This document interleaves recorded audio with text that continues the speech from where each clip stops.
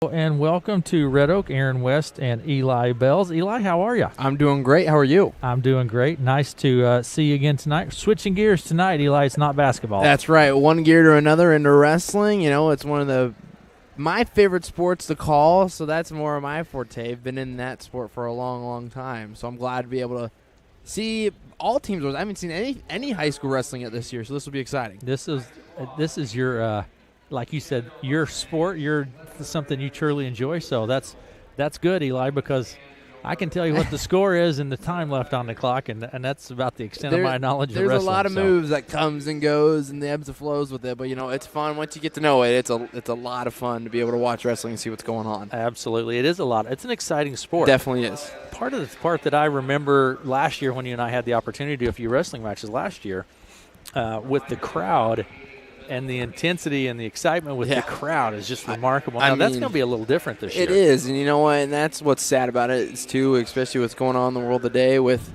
I mean, the state tournament is something that is something that can't be matched, I don't think. I've been to volleyball state, and that's a close second, but, I mean, state wrestling, they get Wells Fargo Arena packed, and there is just matches going on everywhere, and everybody's getting excited.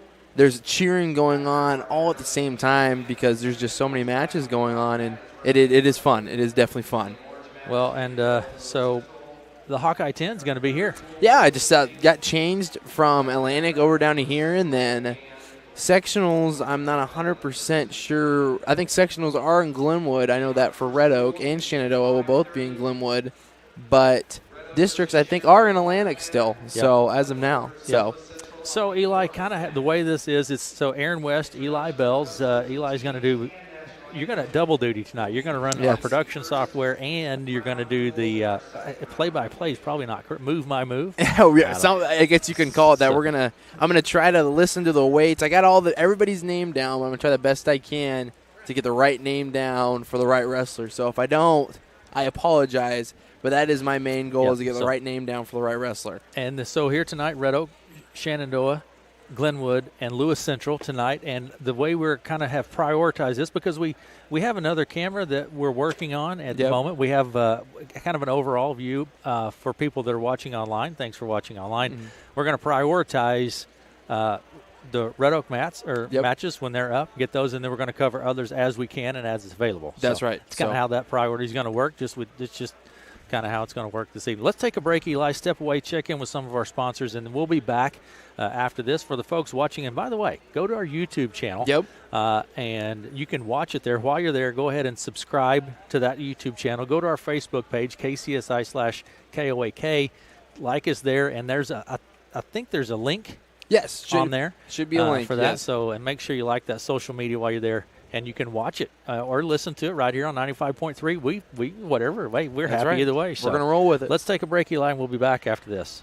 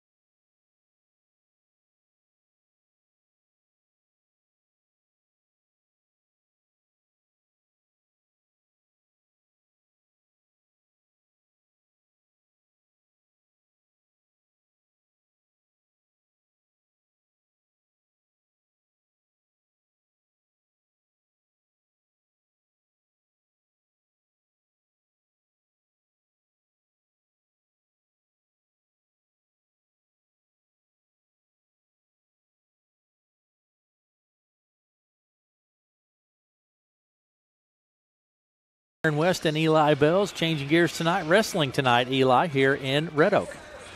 Here with it. So it should be fun. You can watch it on our YouTube channel. You can listen to it live here on KCSI 95.3. You can search for KCSI Radio on YouTube. That'll get you there. Search for that on our Facebook page. There's a link. Go to our website, listen live tab. Hey, we got you covered, whatever works for you. But everywhere works, right? Call your friends. Let your friends know that they can watch it here on KCSI this evening. Eli Bell's going to have the call, and certainly appreciate that. Melanie's going to run the camera. Allie's going to help you keep. Wrestling is difficult to know who is up in wrestling. Definitely is. It takes me a good while. It is a challenge to figure everything out on here. You want this nice, clean roster with everybody, and so if that said, Eli, if it's off, we apologize, but we're trying to get this because it is a challenge to keep all of these wrestlers straight and all of that. 100% is because you know what, coaches have strategies that we want to wrestle one kid versus another kid. It's a lot different, a lot hard to keep up with, but it is fun when you're watching. Absolutely. All right, we're going to take a break, and we'll be back after these messages.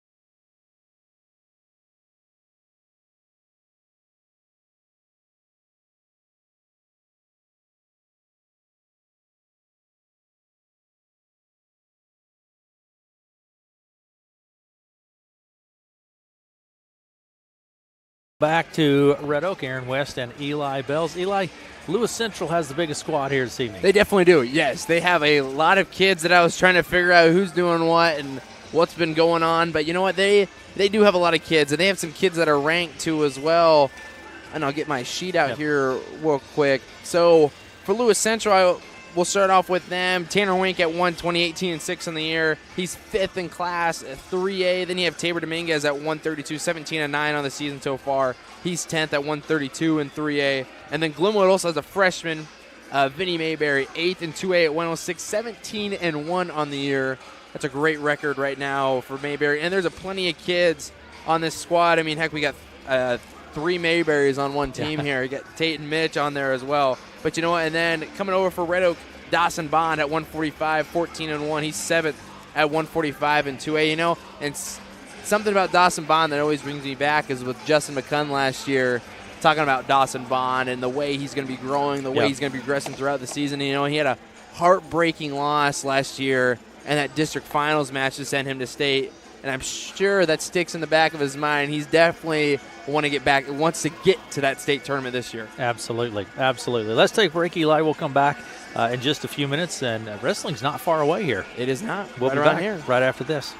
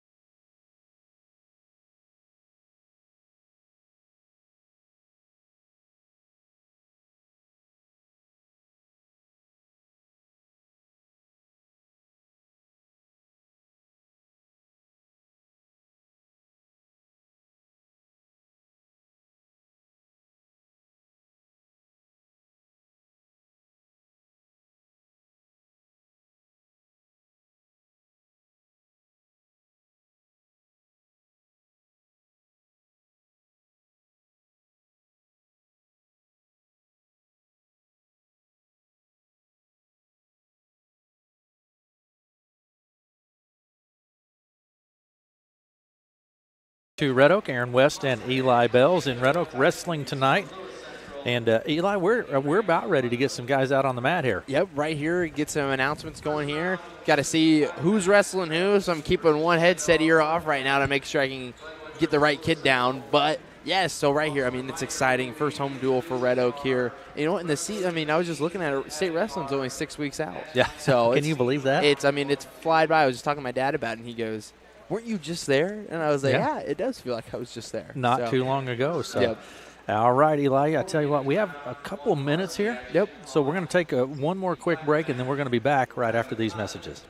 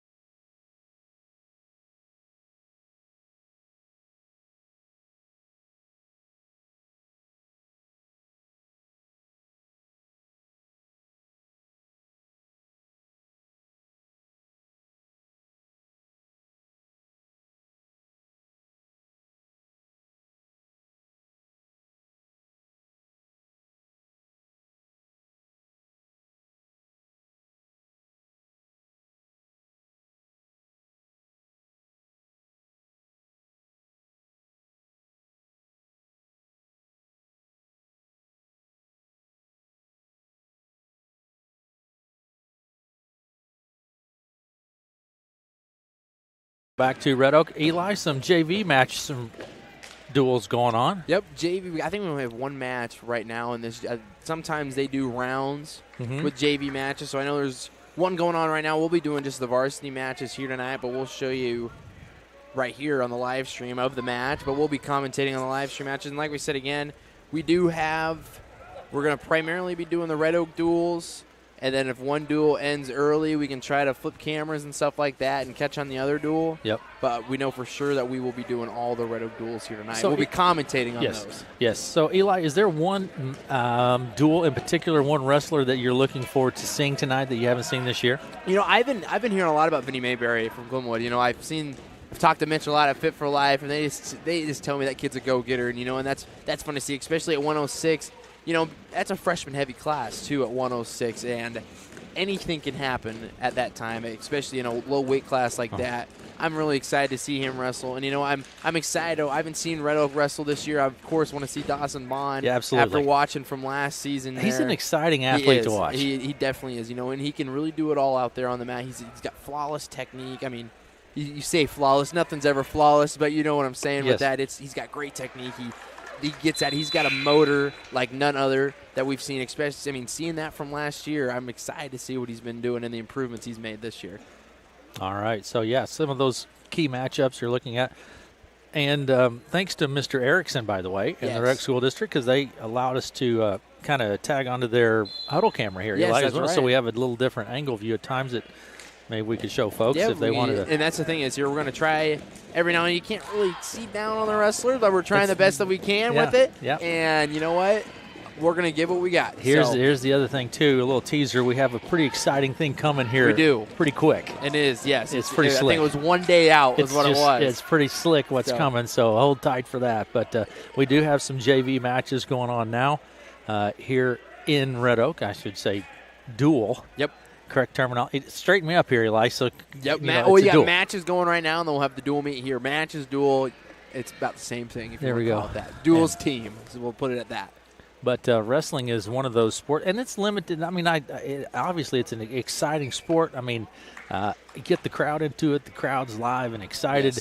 Yes. So it should be a lot of fun. And I tell you what, talk about a mindset that wrestlers have. It is an animal unto itself. It is, and you know what? I'm glad you said that. I kind of am referring back to the interview I watched with Tom Brands this week because college wrestling started on January 2nd, and they were talking about the clinical trials they had to do to see if teams could be able to wrestle and stuff. And the first team they went to at Iowa was Iowa Wrestling because Iowa wrestlers are tough, and Iowa wrestlers know how to handle adversity. And he was just nailing that on the head and talking about how this is what we're here to do. This is why we've been doing this. And so, and that includes that wrestlers definitely are tough and know how to get things done. Yeah, you have to. I mean, and there's just such. I mean, I know talking to Coach Podliska, it's there's just a lot of hard work and dedication from dieting. Yeah, I mean, there's not only the physical work of the exhaustion of the intensity of the sport, but then the dieting to make weight and all those things that go with it. It's just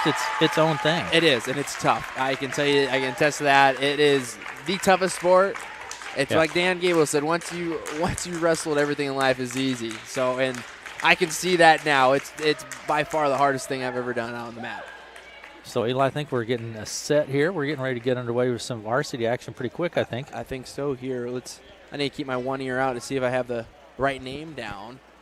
We're gonna have so Aaron West, Eli Bells. It's wrestling tonight here on KCSI KOAK Radio, and the Red Oak Tiger basketball program's headed to Harlan tonight. Yep, they're in Harlan. So they're in Harlan, and so we'll not be covering basketball this evening for the Red Oak Tigers.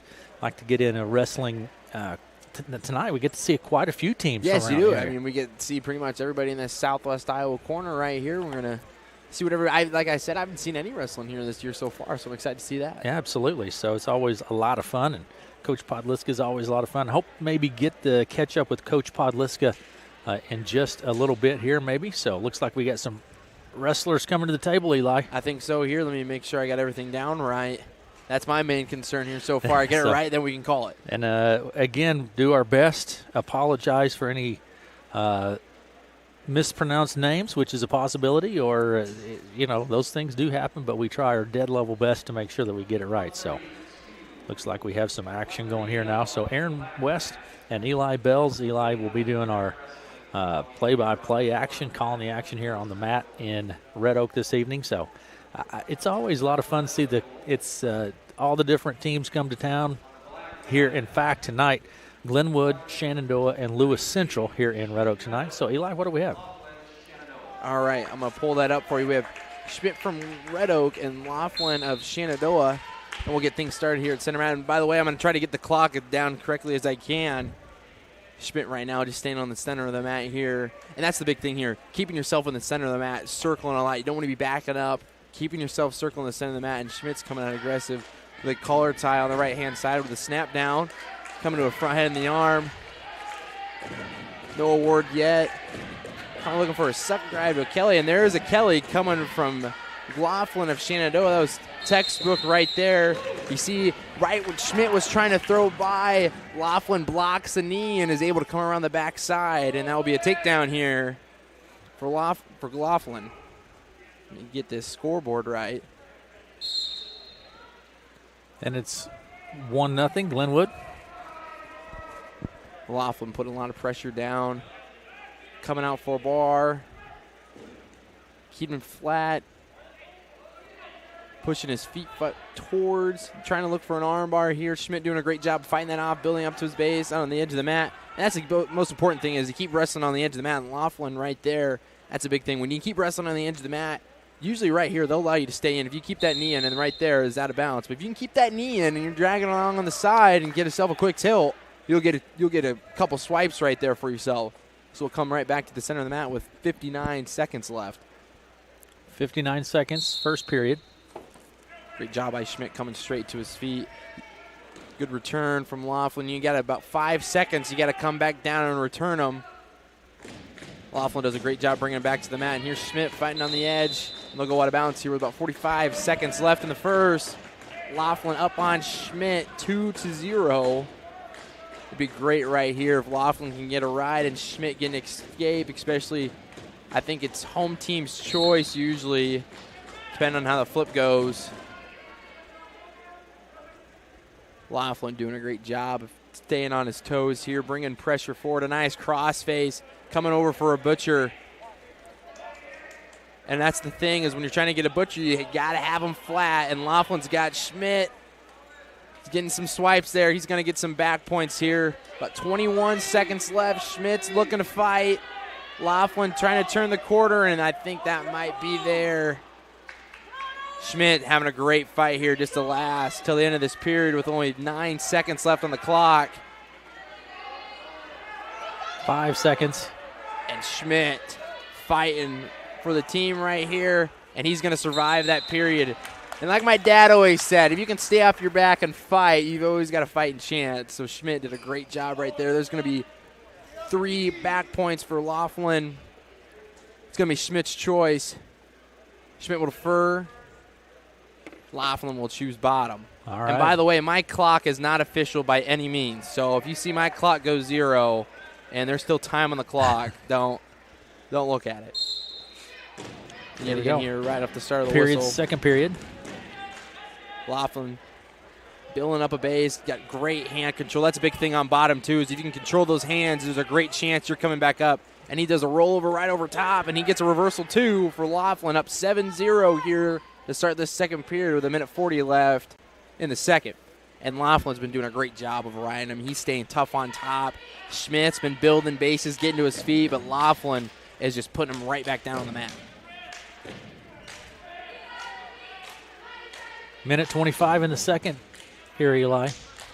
Laughlin still again, rolling wrist, giving a lot of good pressure forward. Schmidt trying to keep his head up, building a base. That's a key thing here, especially on bottom, build that base. But Laughlin, he's got a tough ride going right here. 2-on-1s, maybe looking for a quick tilt here. Schmidt's trying to come back with some hand fighting. And there's that butcher again coming from Laughlin. He's trying to hop out to his side, comes over to the other side with a cross face, looking for the butcher again. 53 seconds. Laughlin doing a great job of bumping the hips here. Schmidt with a good roll through. Laughlin does a great job of not losing control, and I think that's going to be one for Schmidt right there. And that'll be 7-1 with 40 seconds left in the second. 7-1, 40 seconds left in the second here in Red Oak this evening. And off the start of the whistle, Schmidt definitely need to be tacking on his offense. It would be great to get a quick takedown here and find himself with his choice in the third, but Laughlin's been doing a great job 28 with seconds. the ride. A little shuck by coming from Laughlin, coming back to the center of the mat. Schmidt needs to be looking for some offense. Right there, a nice low single leg as Schmidt, but Laughlin does a great job of shoving the head, blocking the arm, and coming back across. He'll be up 9-1 with 8 seconds, and he gets the fall with 6 seconds left on the clock. I think Laughlin just had more gas in the tank right there and finished it off and gets 6 for Shan.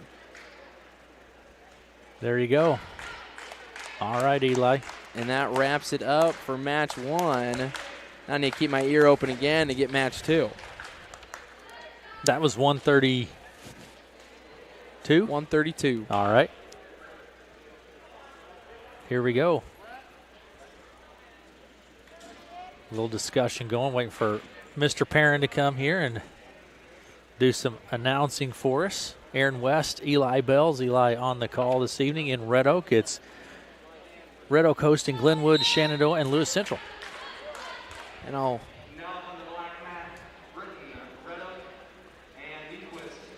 Request of Shenandoah, 138.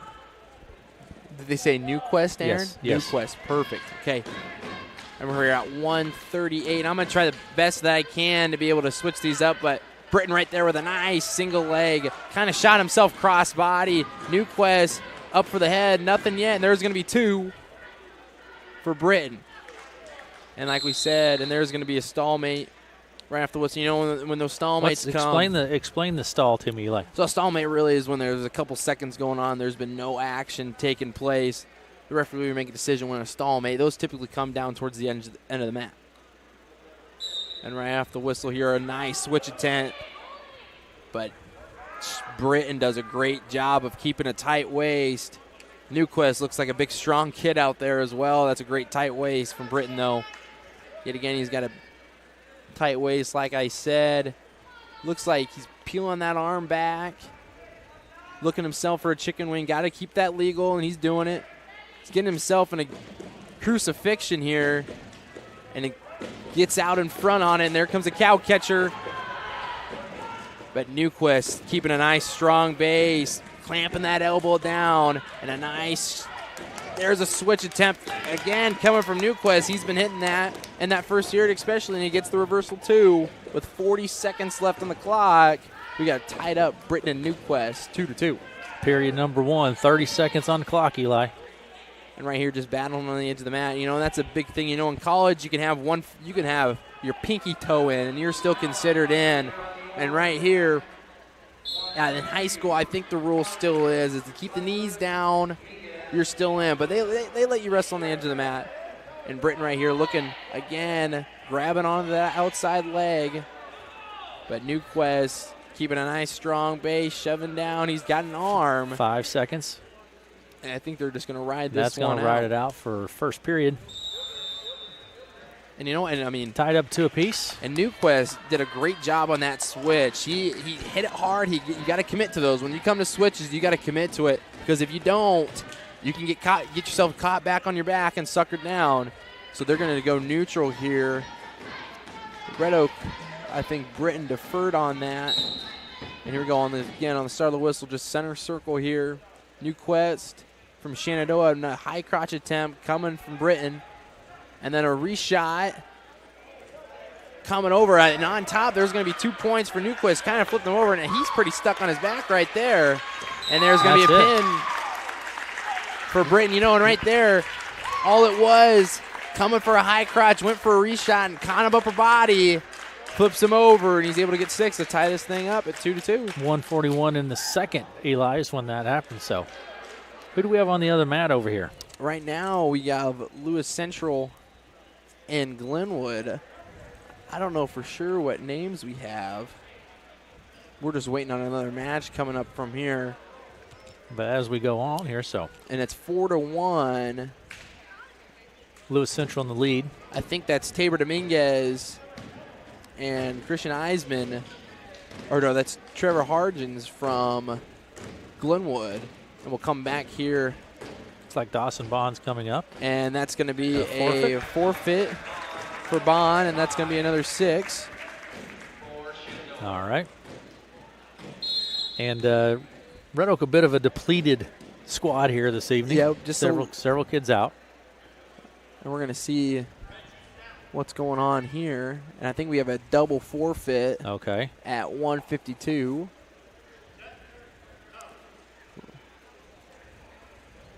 Coaches are talking about it. Looks like it. Yep, I think we have a double forfeit at 52. All right. And with a double forfeit, it's no points awarded. So, and it's a forfeit 6. Looks like we have a wrestler getting prepared here now. I think it might be another forfeit for Earp at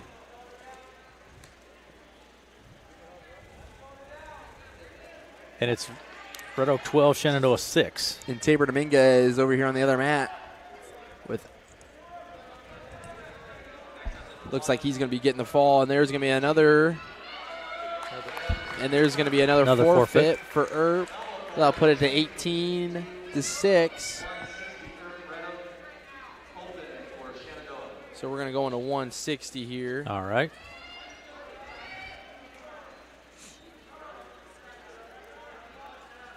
We're going to 170. 4-1, 57 seconds remaining in the second period on the orange mat, Eli. And it's 4-1, Lewis Central in the lead.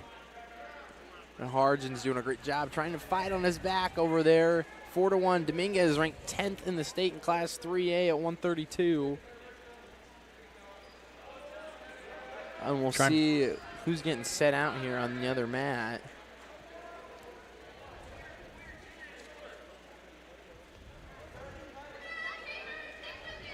Looks like we're getting ready here. So, and there's a fall from Tabor Dominguez, and it'll start Lewis Central up 6-0 over Glenwood. And there's going to be another forfeit.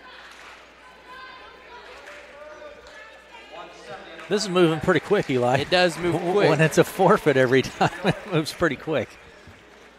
Who do we have over here, Eli? So we're going to go into on the orange mat. Now this is Lewis Central Glenwood.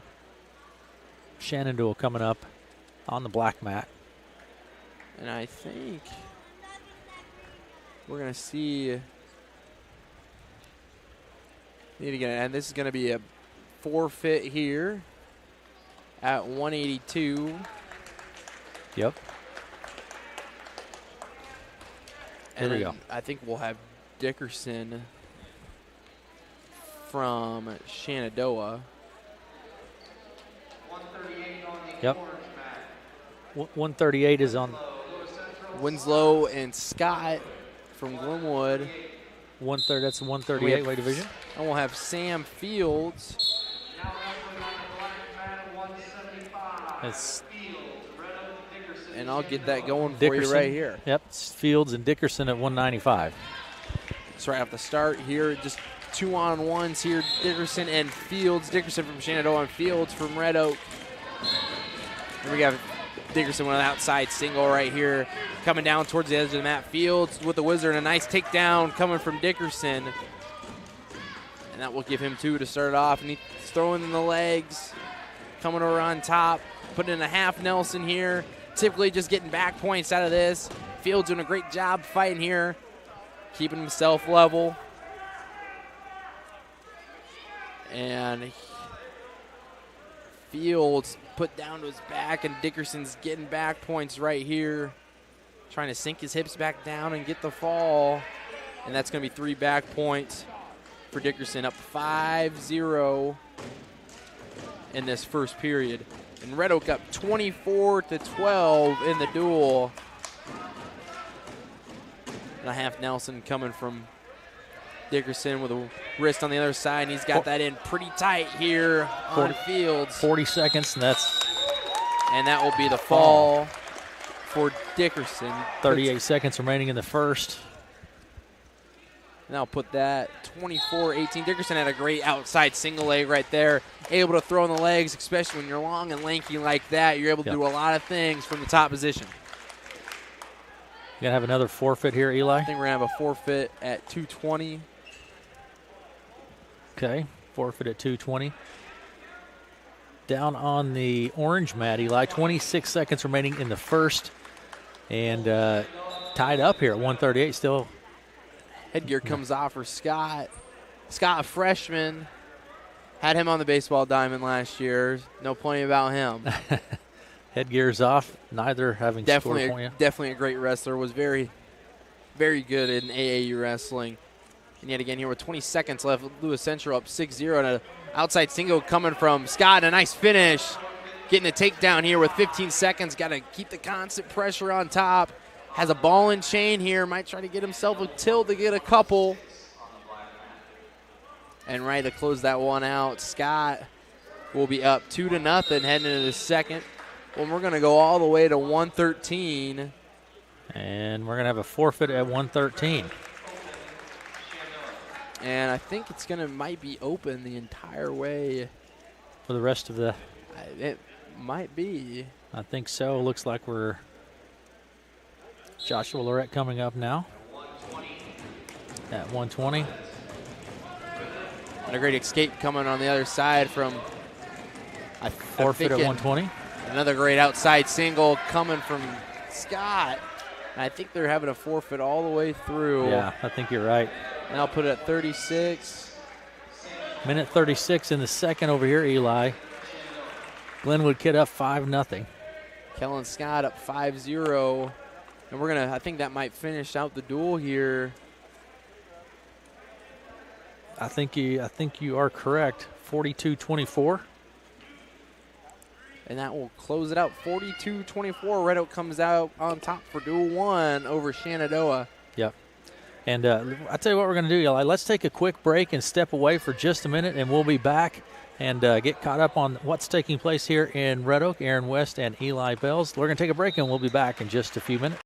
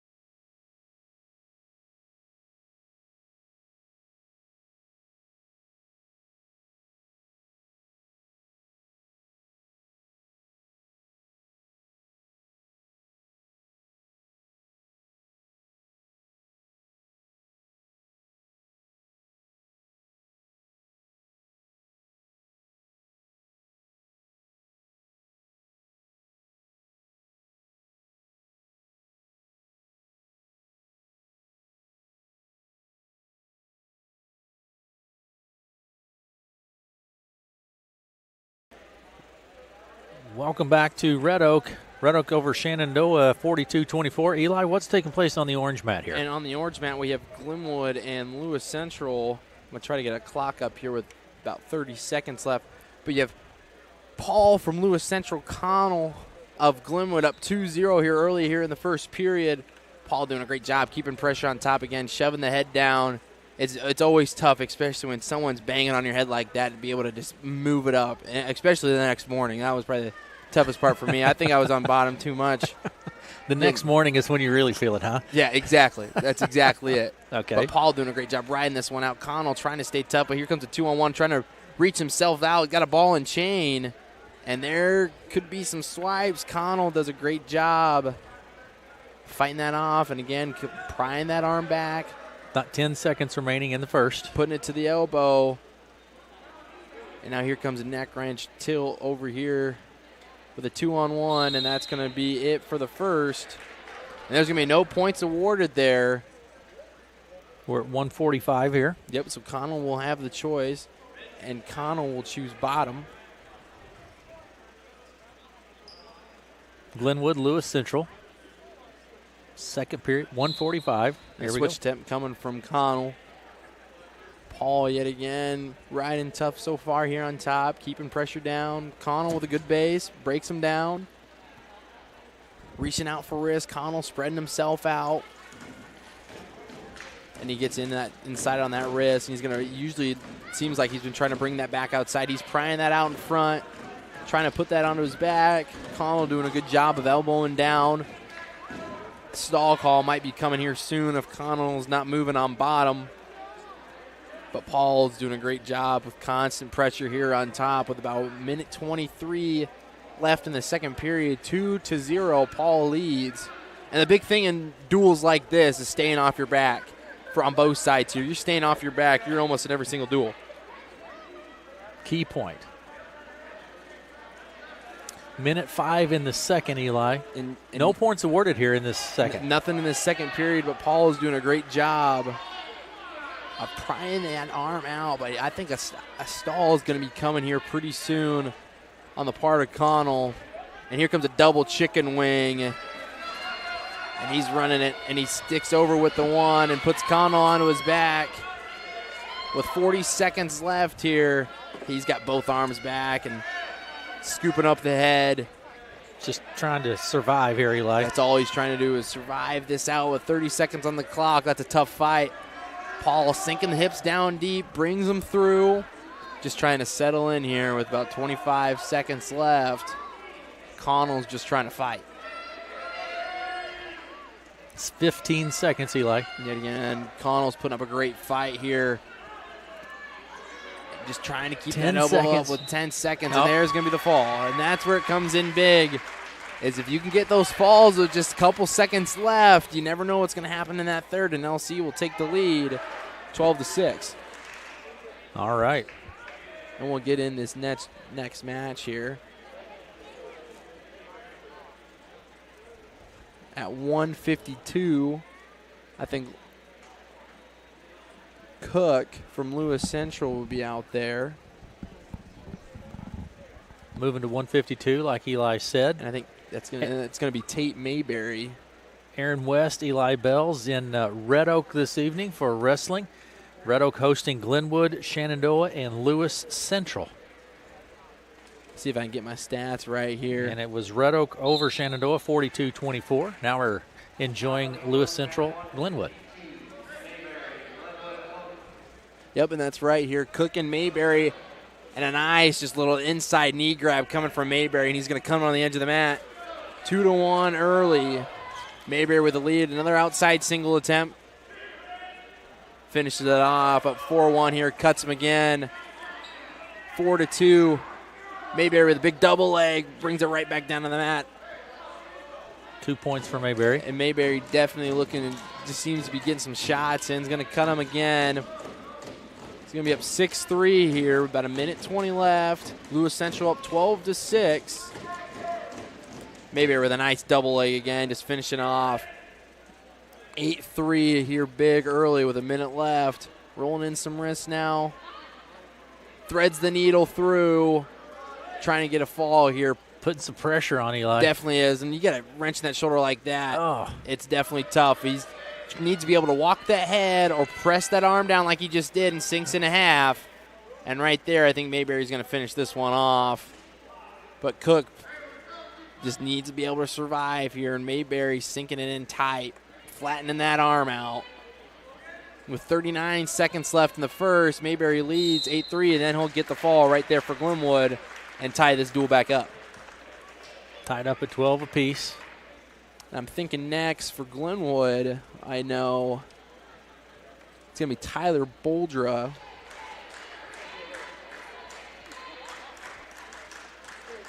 here in Red Oak this evening. Aaron West, Eli Bells, thanks to Allie West for kind of helping keeping orchestrated. She's keeping me situated here. And Melanie West for running the camera. Thanks to everyone that made that possible. I think it's going to be Braylon Camerad for Lewis Central if I can get this pulled up.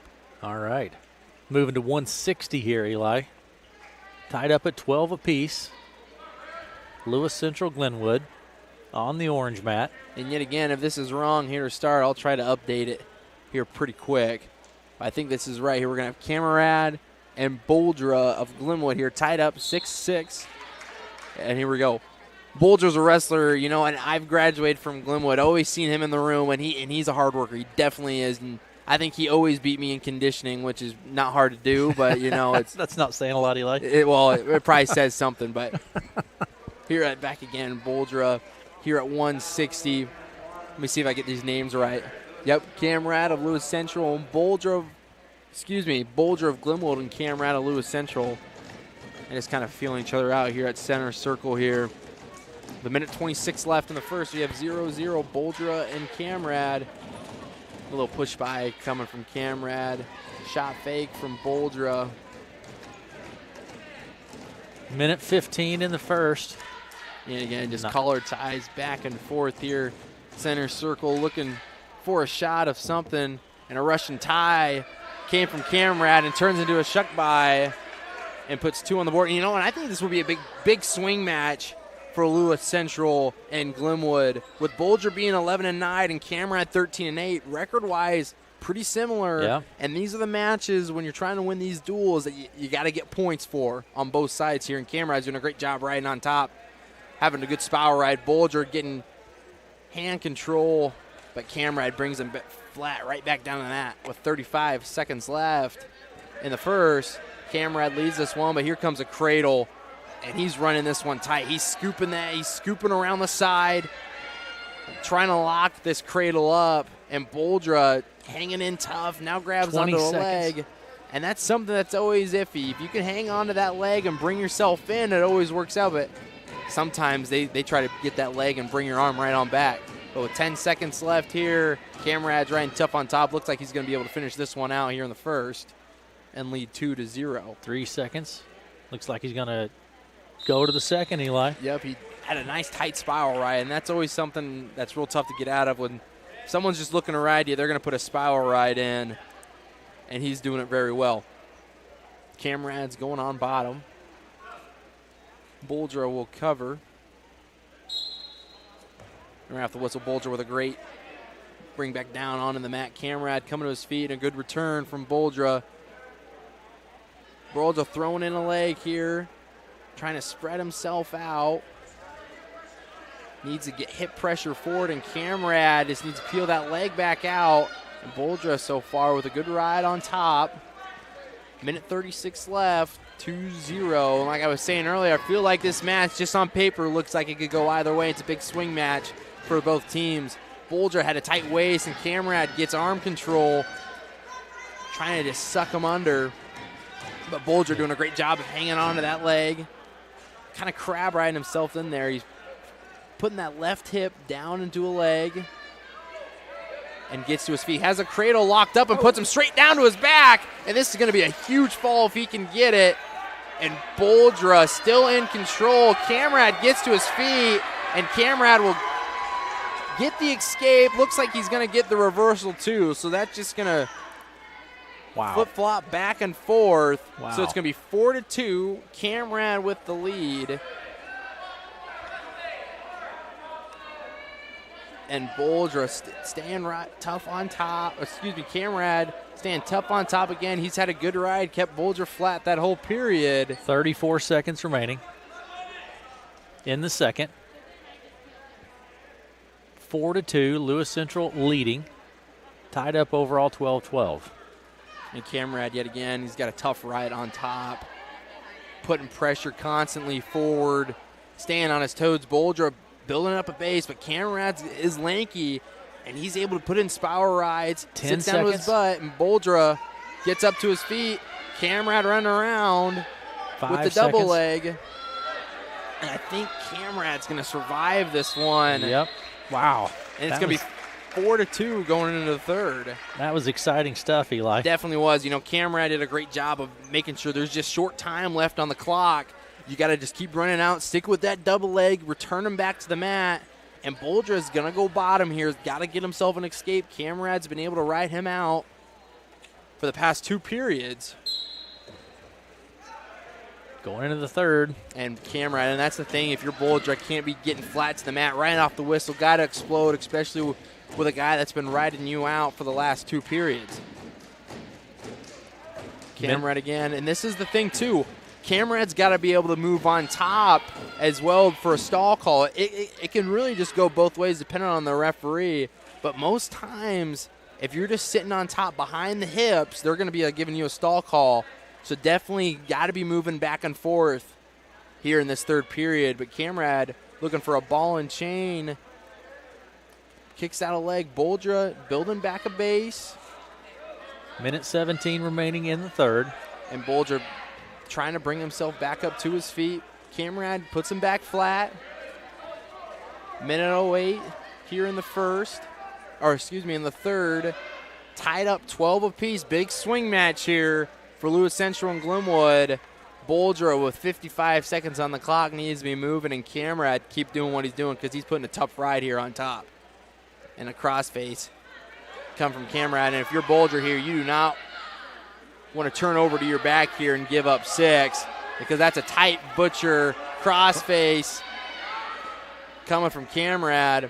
And now he's going to, Boldra's try to hang on to that arm, but he's got to be able to get to his feet with 30 seconds left. Short time coming soon on the clock. 4-2 match. And Camrad, yet again, he's been doing it for 3 periods in a row with a tough ride on top. 15 seconds. If Boldra's going to do something, it's got to be now. It's going to have to happen fast, Eli. 10 seconds coming up here. And Boldra trying to be able to get to his feet. He's going to get... He's got to turn the corner here with 4 seconds left. Camrad still in control, and Camrad's going to survive that one. Give credit to Camrad because he had a great ride that throughout the whole entire period, and that will give 3 to Lewis Central. I mean, all 3 periods, Camrad had a great spiral ride going. So for Glenwood, we're going to have 15-12 now. We're going to have Xander Hayes. Lewis Central on top, 15-12 in the Lewis Central Glenwood duel. Moving up to next weight division. 170 here. And here we go, 170. Hayes from Glenwood. Here we go. And Ludington from Lewis Central. We're here at center circle. And still neutral here. And Ludington going for a cow catcher. And Hayes looking to put himself in the head in the hole. Try to get themselves 2 points. 15-12. Another big match here for both teams. Xander Hayes and Ludington. Ludington from Lewis Central. Hayes from Glenwood. About a minute 15 left in the first period. We're still at center circle 0-0. A shot attempt coming from the outside, and just Xander just gives him a little olay and is able to find himself to get 2. Got a tight spiral ride coming here with a neck wrench. With a bear claw ride, as others say. Trying to thread that needle. Pries that arm out on the left side. Threads the needle coming back through. Trying to pick that. Got an ankle ride with a half. And sticks him right to his back. Hayes trying to pull a suck back. Still has that arm bar and threads the needle back through the other way. 40 seconds remaining in the first. Hayes up 4-0. He's getting 2 back points from that.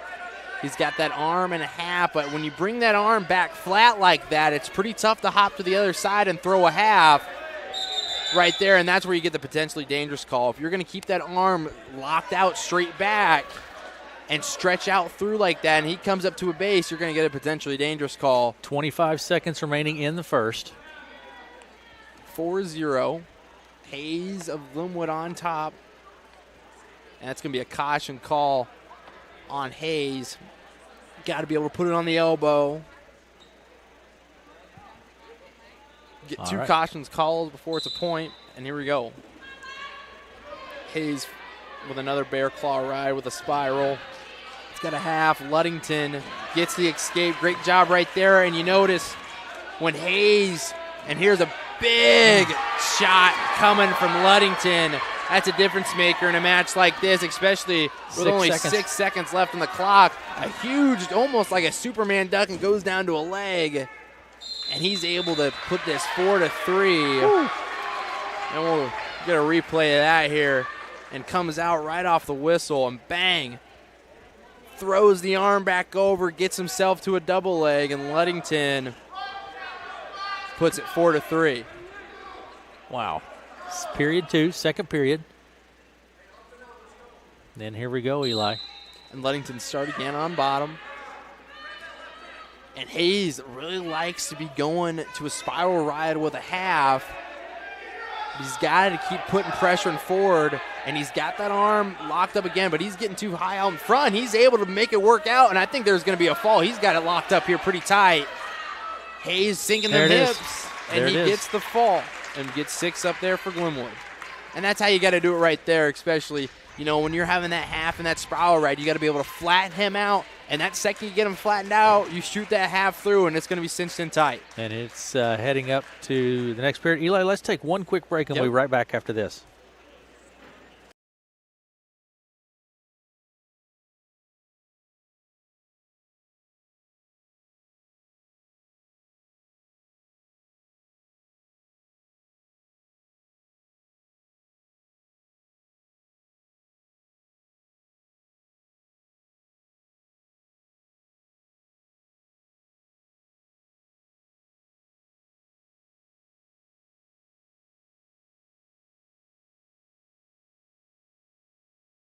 Back, going to 195. We had a forfeit at 82. Mayberry of Glenwood takes that. We'll have C.J. Carter. 195, C.J. Carter. Glenwood leads 24-15. Red Oak won over Shenandoah 42-24 in a duel here earlier that has already completed. So moving on to the orange mat here, Lewis Central Glenwood. And we'll get this started back up for you here. Katzer of Lewis Central, Carter of Glenwood, 24-15. Glenwood leads here. And these are a lot of matches, you know. Looking on paper, they can go back and forth with C.J. Carter. His record on the year so far, 12-3. Katzer at 12-6. And Carter right here with a single leg. Carter only a sophomore. Strong kid, Eli. And he picks him right back up and down to the mat and trying to put him straight down onto his back. And right here, and Katzer going with the roll through, looking for maybe a defensive pin, and he gets the roll through and has Carter stuck on his back here pretty tight. And CJ just trying to cinch that arm through, but Katzer's got some strength on him. Carter does a great job of fighting through that, because these are the matches when you get rolled through like that, you got to stay calm and find yourself through. That's experienced wrestling right there. And Katzer up 5-4 here with 50 seconds left in the first. 5-5 now with Carter getting that escape. But man, this is like I said, another match between Glenwood and Lewis Central, who's going to decide this duel is big. Carter with a head in front, looking for himself for a snap down with 35 seconds left in the first period. Looked like they're going down towards the edge of the mat, coming back towards center circle. 25 seconds left. You know, collar ties coming again. C.J. Carter and Katzer from Lewis Central. 15 seconds remaining. And a long double leg shot with his head down coming from Katzer, and it works out for him, and he's getting the takedown. That was pure strength right there coming from Katzer. Shot out with his arms long, and at the end here, Carter's trying to get himself back into that. I mean, what an exciting first period here. You see C.J. Carter with a huge takedown. He's a sophomore? He's a strong sophomore, that's for sure. Here we go, period number 2.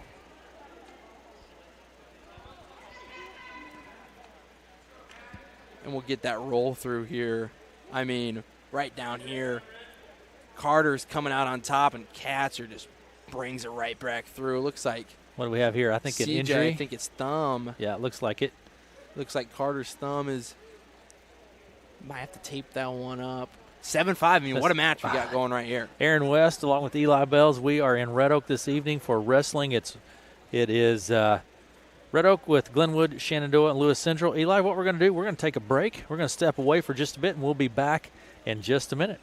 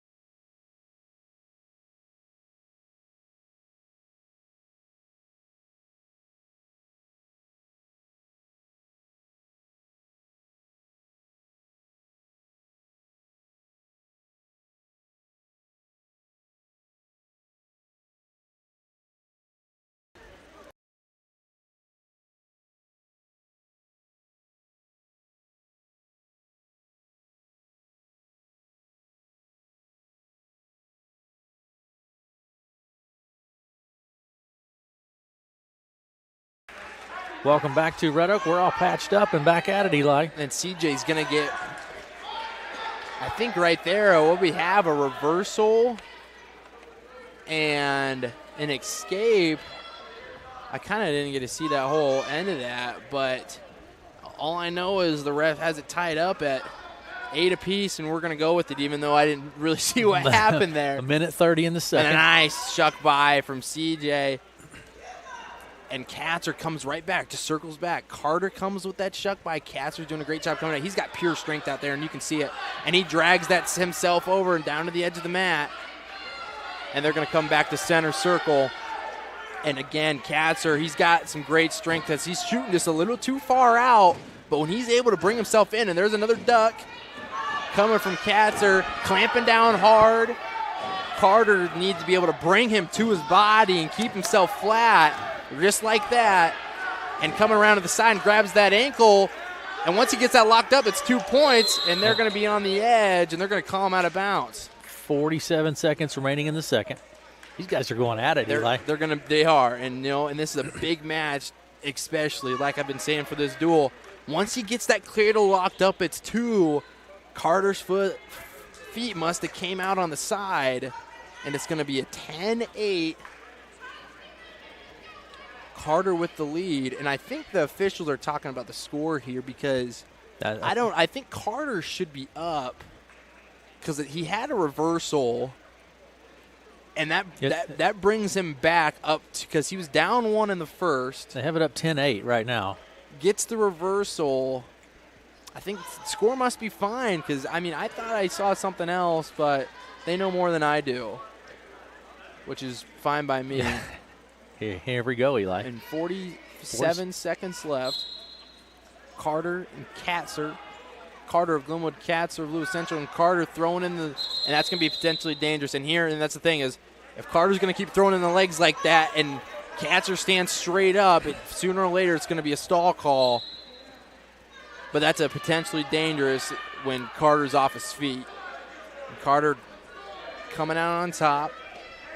Rolling in the wrist, keeping pressure forward, and a big return coming from Carter. But Katzer does a great job with a switch. Nothing awarded yet, and C.J. Carter does a good job of not letting that happen. Katzer easily had that switch attempt, and Carter was able to keep himself square and not give up 2, but only give up the 1 and stay up 1. 10 seconds remaining here. Period number 2. And still at center circle. This is a classic dog fight right here. And then a 2-point opportunity coming for Carter with 2 seconds left. And they give it to him a little early and then locks it up. And that's what matters most in matches like these. If there's a couple seconds left on the clock and you can find a way to get 2, Carter shows it right there. 12-9. And this match is, far, far from over. Katzer going to be choosing bottom. Catcher's been doing a good job with these switch attempts, getting up. Carter as well, keeping pressure forward. And situations like this, Cats are looking for 2. Carter is looking to give up that 1 or get a nice ride out here to start off this third period. 24-15, Glenwood leads. And again, there's not a lot of action. That's going to be a stall call on Katzer. When Carter is got an arm, that's really all you need. If you got an arm and you're rolling wrist in, you're going to get a stall call called on you. And right there, Katzer escapes and brings us to a 2-point match. 12-10. Here back at center circle, Katzer, I'm going to be bringing a lot of pressure, trying to call a stall call on Carter. And a good sprawl attempt coming from Carter and gets the takedown. Puts that 14-10. Trying to stay tough on top, and that's what I was saying earlier. Katzer has a lot of strength, but he's shooting from a long ways out. And it's tough when you're getting tired towards the end of that match to be able to shoot that far, because strength can only take you so far when you get into these late periods, because you are tired. Carter right here got a leg in and a half forward, trying to cause pressure, and Katzer looking to shake him off. Oh. And right there at the end, you see that. that's and that's some time, coming. Wow. Right on the edge of the mat. Katzer gets the escape, sprints right off. Carter looking a little rattled. He bangs his knee, comes off the mat onto the hardwood, Eli. What happened? Hit his knee. And this crowd is getting excited for what is a crowd, which is the teams pretty much. But with 45 seconds left, there's no stall calls on Carter right now. Katzer has 1. All Carter's got to do is circle and stay away here, and he doesn't give up anything. And down here towards the edge of the mat again, got a front head. And that's all Carter really has got to do. This is all on Katzer right now. Katzer's got to be creating this motion because there's no stall calls on Carter. And, man, these two are dog tired. This is a classic wrestling match right here. 30 seconds, Eli. And yet again, Carter, he's got no stall calls. 14-11, up 3. Guarantee Coach Weber's telling him to be smart. And Mann's on the other side. He's got to go. He's got to find something. And with 15 seconds left, Carter's just looking to stay off his back. And Katzer just looks tired. Right here with 5 seconds left. CJ shooting on the edge of the mat, and that's exactly what you got to do in situations like this. 3 seconds remaining, Eli. When you got no stall calls on you and you got the lead, you're shooting off the edge of the mat. There's 3 seconds left on the clock. You can give up a takedown here and just be just fine, but what a match. Wow, that was exciting. From those two. Exciting stuff right there. And that definitely could have went either way. These but guys are tired. Look at them. Oh, my. Give credit, to both these guys. It was a hard-fought wrestling match. But yes, it was. Carter did a great job of staying composed because this match could have been done pretty early. When they did that cement mixer and rolled right on back through, there could have been 6. But you know what? Give credit to Carter. Stayed calm, stayed off his back, and he fought hard. Great match from those two. Going to 220 here, Eli. I don't know how you can top that match right there. Glenwood leads 27-15. 27-15 so far to 220. That's hard to top, right? That was exciting. And we got Woods and Woods. That will be easy, won't it? Just remember Woods. Just all you got to remember is Woods. I can keep up with this one, Eli. I got it covered. There you go. You can get the play-by-play on that. Got to wipe some blood off the mat now. I'm sure Melanie's trying to zoom in on that. I hope not. And by the way, Eli, we want to remind folks, if you're listening, we are streaming this tonight on our YouTube page, so you can go there. You can watch it if you want to. Search for KCSI KOAK Radio on YouTube. You can watch it or listen to it here on KCSI 95.3. There we go. And right here back in the start of the mat, solely Woods from Glenwood. And we have Dylan Woods from Lewis Central. Woods 2-6 on the year. Woods 2-2. Not a whole lot of matches wrestled here. And yet again, this duel is still coming in matches like these where it looks on paper that it's going to be close. More times than not, it typically is, and that's what creates these great duels. There's matches like these, and that last one, wow, that's just a classic dogfight. But yet again here, still at center circle. When we get up to the bigger guys, 220, 285. It has a different pace. It's a lot slower pace, more feeling out, more taking opportunity when you can. and finding out a way to score. I mean, we still talk about it to this day with Caleb Sanders, won the state title, but I don't care who the kid was. I think he went into ultimate tiebreaker with them all the way through. An ultimate tiebreaker, I mean, nobody scores in overtime. Whoever scored first in the match when it's tied, Yeah. and then if you get the flip, you either ride them or you get yourself out. And, I mean, I feel like Sanders did that always, and it brought him all the way to a state title. But yet again here, 220, Woods in Woods. Dylan Woods of Lewis Filling Central. each other out. He like 25 seconds remaining in the first. Yeah, and, and these periods go by pretty quick when Yes, not they a lot do. of stuff goes on. But then once you get later in those periods, stalls will be starting to come out. But in these first periods, it's a lot of feeling each other out, seeing what tendencies they bring, what leg they bring forward, just like that. Obviously seeing that Woods is bringing that left leg forward a lot. And Woods of Lewis Central snaps onto the other side. And Woods of Glenwood is going to get a takedown with literally, I think, half a second left on the clock. And that's what Lewis Central is telling Woods over there. Is like, hey, you only had half a second left. You just got to hang on to those. Here we go into the second. Woods leads 2-0. We'll go right back into this. I think there's going to be a caution call on Woods when you come up on top. You can't rock the bottom guy. And they're going to put Woods of Lewis Central on that. And off the whistle here, Woods of Glenwood does a great job getting straight up to his feet. Got 5 seconds to return him, and a great return. I'm going to have to go with their first names. I think this is Dylan of Lewis Central riding out top here, solely getting back up to his base.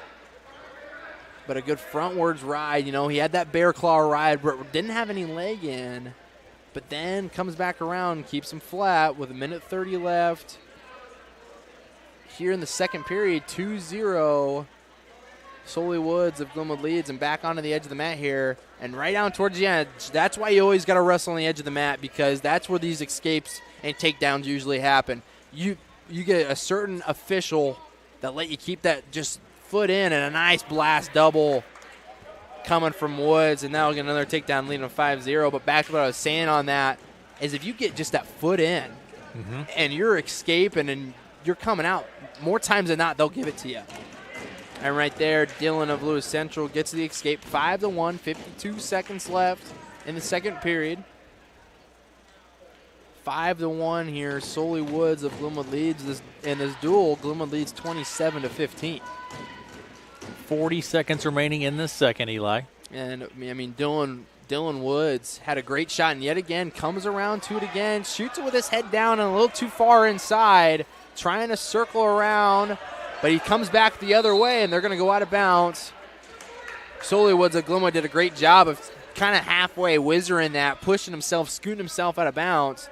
You'll definitely see Dylan Woods coming right back to that shot because that lead leg is coming and just planting hard on Solely Woods. And a lot of pressure coming in, and this is where you'll see that snap down. If you got pressure coming in one way, they're going to come back with it and use that to their advantage and get a snap. 10 seconds in the second. Solely Woods doing a nice shuck by there, and that's going to be 2 right there. You get that shuck by and you throw that leg in instantly. Once they hit the mat, that's 2. So Woods of Glenwood leads 7-1 at the end of the second. It does a great job at that. And, and right here I think Woods of Lewis Central is going to choose bottom. He's been able to escape, but this is where you got to find yourself to get points on the board. And Woods with a nice ride staying in on top. Crossface looking down for a cradle. And there's the cradle coming, and this is to be a big 6 points for Glenwood. If they can finish this one off, especially with a match that could be a decision, ends up being a fall. 3 points to 6. Glenwood will take that all day. And there you go, Eli. It's 33-15 now. And we're going to be going up into 285. And we will have Trent Patton of Glenwood. And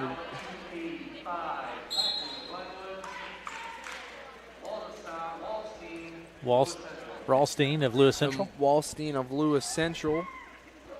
Patton, a little undersized heavyweight. You see a lot of that here, especially when you can weigh all the way up to 285. There's a lot of flexibility in that weight class. Waldstein 2-5 on the year. Patton 10-7.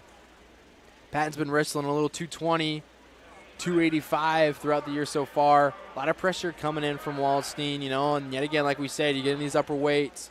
Going to be a lot of feeling out coming here on both ends, but Waldstein's bringing a lot of pressure in on the start of this match. And they'll go out of bounds here with 1 minute 18 seconds left. Still 0-0. Glenwood leads 33-15 in the duel. 1:09 remaining in the first. Neither wrestler has scored yet here in the first. And there's a shot attempt coming from Patton, just kind of lowering his elevation, trying to see what's going on inside. Still staying at center circle. Really, these points are made when you get to choose top, bottom, or neutral in the second and third periods. There's a little half shuck attempt coming from Wallstein, but Wallstein has the wrist in on Patton. And they had a fireman's attempt from Wallstein and then sucks it in with just a single leg, and Wallstein steps at a bounce. 34 seconds remaining in the first. And Waldstein had that leg elevated pretty well, but just steps out of bounds. Patton coming in down to his knee, looking on a shot. Still nothing here yet with 20 seconds left in the first period. 0-0, Patton and Waldstein. It looks like they probably are going to be finishing this one out, but a nice ankle pick attempt coming from Patton and brings it down to 2. And right there, especially when it comes to those heavyweights, once that ankle's planted, it's pretty hard to pick up, and Patton did a great job of finishing on through that down to the edge of the mat. You see that on that replay here. Gets that ankle pick, finishes it down hard, and gets a quick lead, 2-0 here going into the second. Here we go. And with Patton giving up a lot of weight, smart thing to be going neutral because it'd be hard to get yourself up off that, especially if you're underweight in this weight class. And Wallstein would love, next period he's definitely probably going to be choosing top or bottom, be able to try to get himself an escape. If he thinks he can create points on top, he'll be doing it. A lot of circling, a lot of pressure coming from Wallstein, a lot of pressure. Don't be surprised to see Patton going back to that ankle pick. But Wallstein bringing a lot of pressure in. Maybe another snap down or an ankle pick could be coming. And there is another high crotch attempt. It's a cross high crotch there. And Patton catches him down, trying to shuck his weight forward, trying to pull himself into him. Goes for the other leg, and he's able, it's close to getting to, but Wallstein does a great job of hanging on to that arm. Right down on the edge, right before Patton got 2, he hangs onto that arm, and he's doing it again. 58 seconds remaining in the second. And that's going to be a reversal, too, for Wallstein. That's a great job. Patton had every opportunity to get around on that, but Wallstein does a great job of moving his hips back, hanging onto that arm, and a hip in coming from Patton, and he's going to get a reversal there too, and takes back his lead 4-2. 37 seconds remaining. And right there, Wallstein just got kind of caught flat on his hip. Patton was able to do a quick reversal here and get that switch, and leads 4-2 with 25 seconds left in the second period. Just sitting on the edge of the mat, you might see a stalemate caller, but not a whole lot of time left. Yeah, 17 seconds remaining. Wrestling on that edge, Patton with an ankle pick grab with a ride here, sneaking back to that arm with a tight waist. 5 seconds here. Looks like he's going to ride this one out. That's going to do it for the second. It's going to be Wallstein's choice. 2 minutes remaining. And here Patton definitely been going for a lot of ankle picks. Needs to be going right back to that, and Wallstein needs to be just building up a base back to his feet. And that's going to be a locked hands that was missed. But Wallstein trying to build himself back up to a base. grabbing the hand well. He's peeling the wrist there, and here comes a half from Patton and sucks it through. He's going to sit back down on his waist, gets him caught on his back, and I think a fall is coming right here. Nope. Wallstein putting up a good fight. There. And right there, Patton gets the fall for Glenwood, puts it 39-15, and we'll be heading to 106 now. 39-15. Aaron West, Eli Bells here in Red Oak this evening. It's wrestling action this That's evening. Right. And it's been a lot of fun so far. It has First been. duel, it was Red Oak over Shenandoah, 42-24. We are moving down to 106 here now.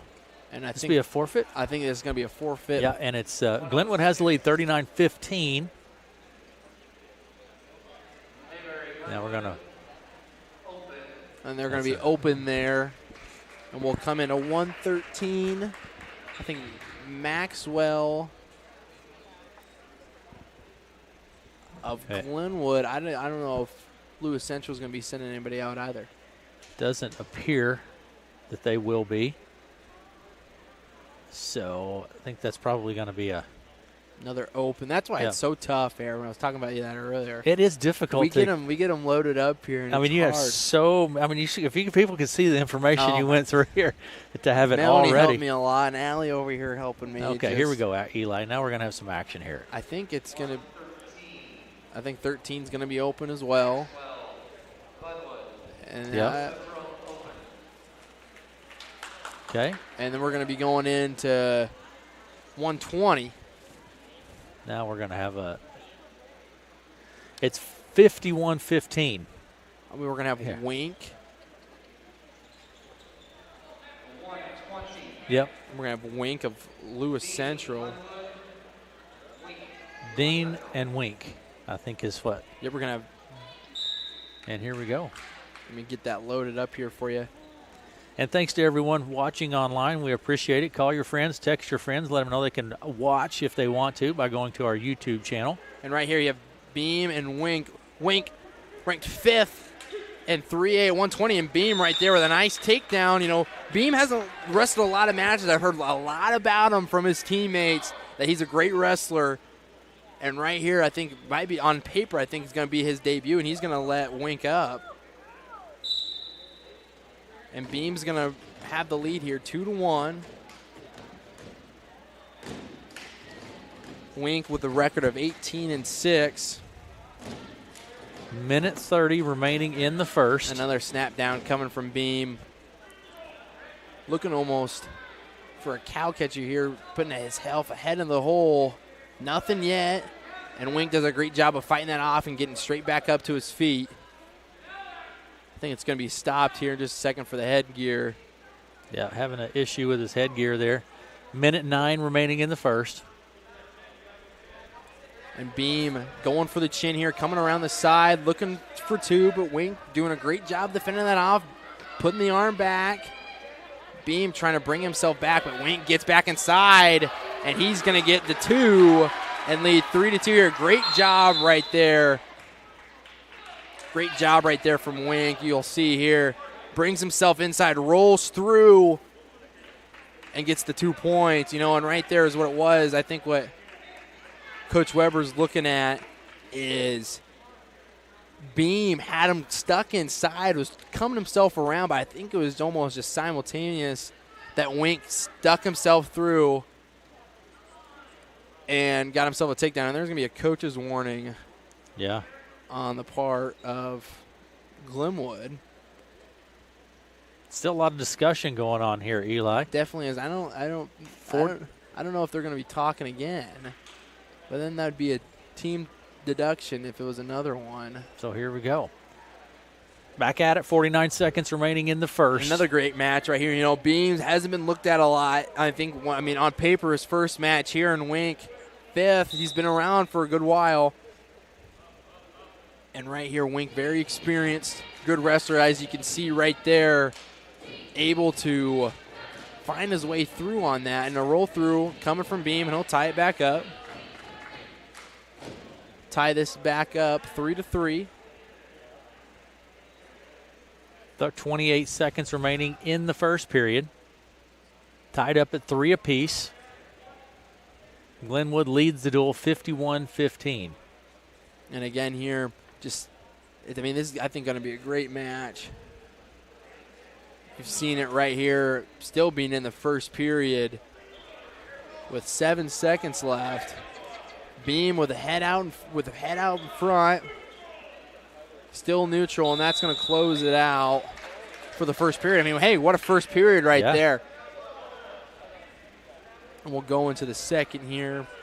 And, it's been a lot of fundamental wrestling here. I'll say that, it's been not getting yourself caught in a weird position, but when you are, you keep yourself calm and follow yourself through with it. Yep. And that's what we saw Wink doing right there, but credit to Beam, came out firing with a great shot. Here we go with period number 2, Eli. 3-3 here. Got that knee here pressured out back. You can only ride that for a certain amount of seconds, and you got to be watching when it goes back and forth. Beam right up to his feet. Wink trying to bring him back down on the mat, and Beam gets himself an escape up 4-3. Nice dresser right there from Beam, but Wink does a great job of defending it.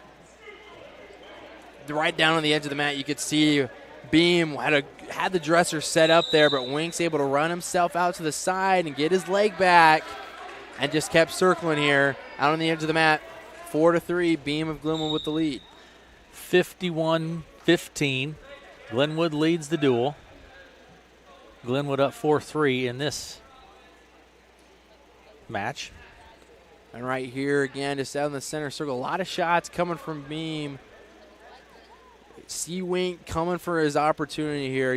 When the shot from Beam stands back up to his feet, you're definitely going to be seeing a reshot coming from Wink. But 50 seconds left, and right here yet again, caught himself there, a monkey roll coming from Wink, and there's 2 for Beam. 6-3, that's a great job right there from Beam, finishing that shot out. Wink had a chance to get himself through a roll through. Beam just kept his calm and kept circling around and got himself up 6-3 here with 35 seconds left in the second. That tight waist from Beam, putting that head right into that shoulder, trying to bring him back down, and does. A ride out here for Beam would be huge. 20 seconds remaining in the second. Beam's got a tight waist right now on Wink. Trying to roll and wrist, and he's got an armbar set up here, trying to sink that back in. 5 seconds remaining. And I think that's going to close it out with a great ride out from Beam right there. Big match here for the freshman, wrestling 5th ranked from Lewis Central. Wink's going to go bottom here to try to get himself within 2 or get himself even a reversal going in this third period. And here we go. And right off the whistle here, spiral ride coming from Beam. Wink with a big switch attempt, but a nice hip over from Beam. Right there, feels the switch, gets his hips, flips them back over. A nice hip over from Beam to stay in control. Good continuous wrestling right there.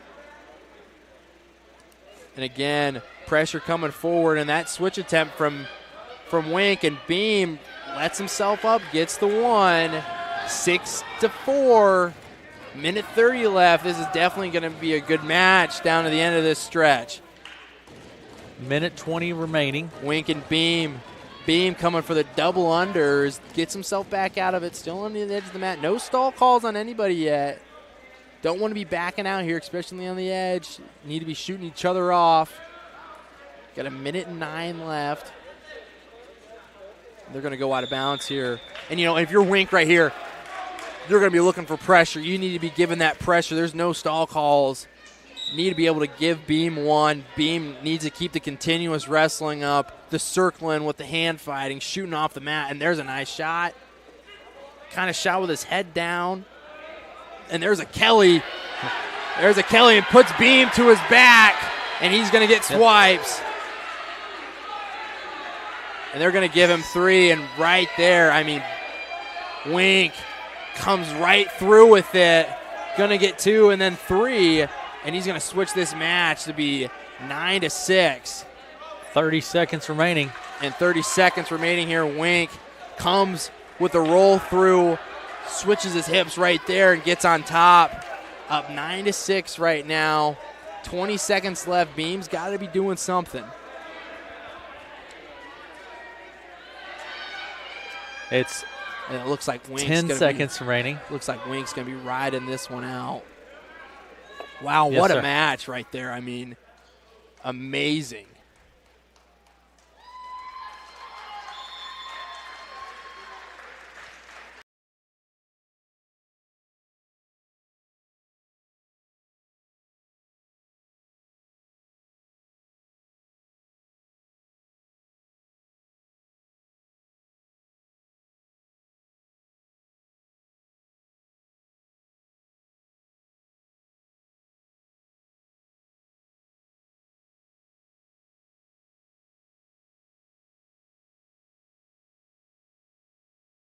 So, so we're streaming here and have now Mark Erickson with us, AD. Hey, Aaron, how are you? Mark, can you hear me okay? I can hear you fine. Okay. Tell me about the restrictions just came out. Mr. Lorenz was showing me some changes here to our spectator restrictions beginning tomorrow. Yeah, so it just looks like the governor came out today Yeah. and said spectator limits for sporting and recreational gatherings, including our high school sponsored events, are lifted as of Friday. Okay. Wow. That's tomorrow. Yeah, That's big news. awesome. Yeah. So we have to wear masks, Wear masks. but spectators, so tomorrow night, go watch your favorite team play. Yeah, well, let's hope so. Let's hope it's like Yes. that everywhere. I'm sure ADs everywhere are just Yep. kind of getting the news right now and kind of have to react to it. But And we can't encourage. We're still under the old restrictions right Yes. now, so we can't flood the building right now. But This is- I'd love to do that. yeah, But, absolutely. Well, very good. Well, yeah. thanks for bringing No, me that it's information. Great news. Somebody just showed it to me tonight, so we're happy. We love it when people attend our events, and absolutely excited about it. All right, very good. Thanks. I appreciate it, Coach. Thank you guys. Thanks. You guys are doing a great job. Thank you. Thanks, Mr. Lorenz. All right, very good. Eli, what do we have going on the mat here? If Thane Williamson and Sophie Barnes, Thane has the cradle locked up here right down towards the edge of the mat. Looks like might have both shoulders down here. Going to be close. Barnes looking for a roll through, and right there is going to be the fall for Williamson. That was quick. And that's awesome. Yeah. I mean, now students can come back to the student sections. There could be a lot. Now, they have to, like Mark Erickson said, Mr. Erickson, the AD Yep, for Red Oak, said, definitely. there have to be some, moving forward, but that's what the governor's recommended. So fantastic. That's awesome. Absolutely. And I think we're going to be going to 57-18, is that the final, Eli, for that duel? I think that will be the final for that duel. 57-18 is the final. Glenwood on top. Yep. Let's take a break, Eli. That's right. And we'll be right back after these messages.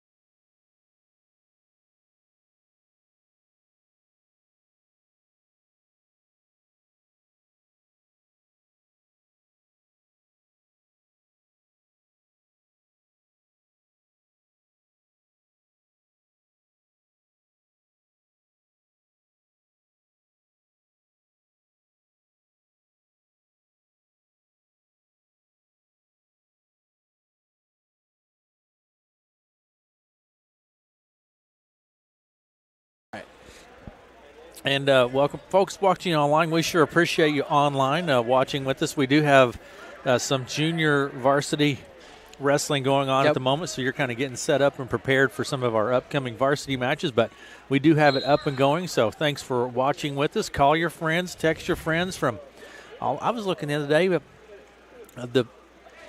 all the other countries of people that watch online. It's the craziest thing. It is weird. It is the craziest thing, but thanks so much for doing that, and let your friends know they could go on and watch. Like I said, we have some junior varsity going on right now. You can hop on and watch that, but Eli's getting prepared for some of our upcoming varsity. We sure appreciate you watching with us here on our YouTube channel. So, and you can right here. Make sure you subscribe while you're there. Yes, please subscribe. And right now we'll have that camera going on to watch these JV matches. We'll take a little break here, and once these varsity duels start back up, we'll get going. So let's take a little break, and we'll have some varsity in just a few minutes. And thanks so much for joining us. We sure do appreciate it.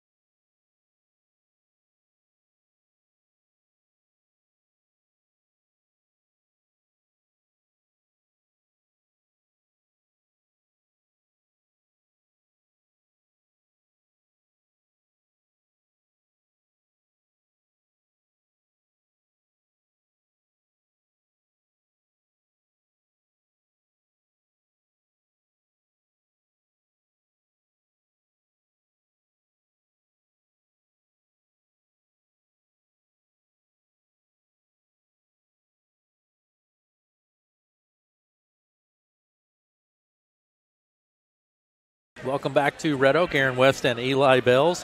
Thanks to everyone watching online. Thanks if you're listening on the FM dial. We appreciate it, and certainly do appreciate it. Now, Eli, here's what's happened so far this evening.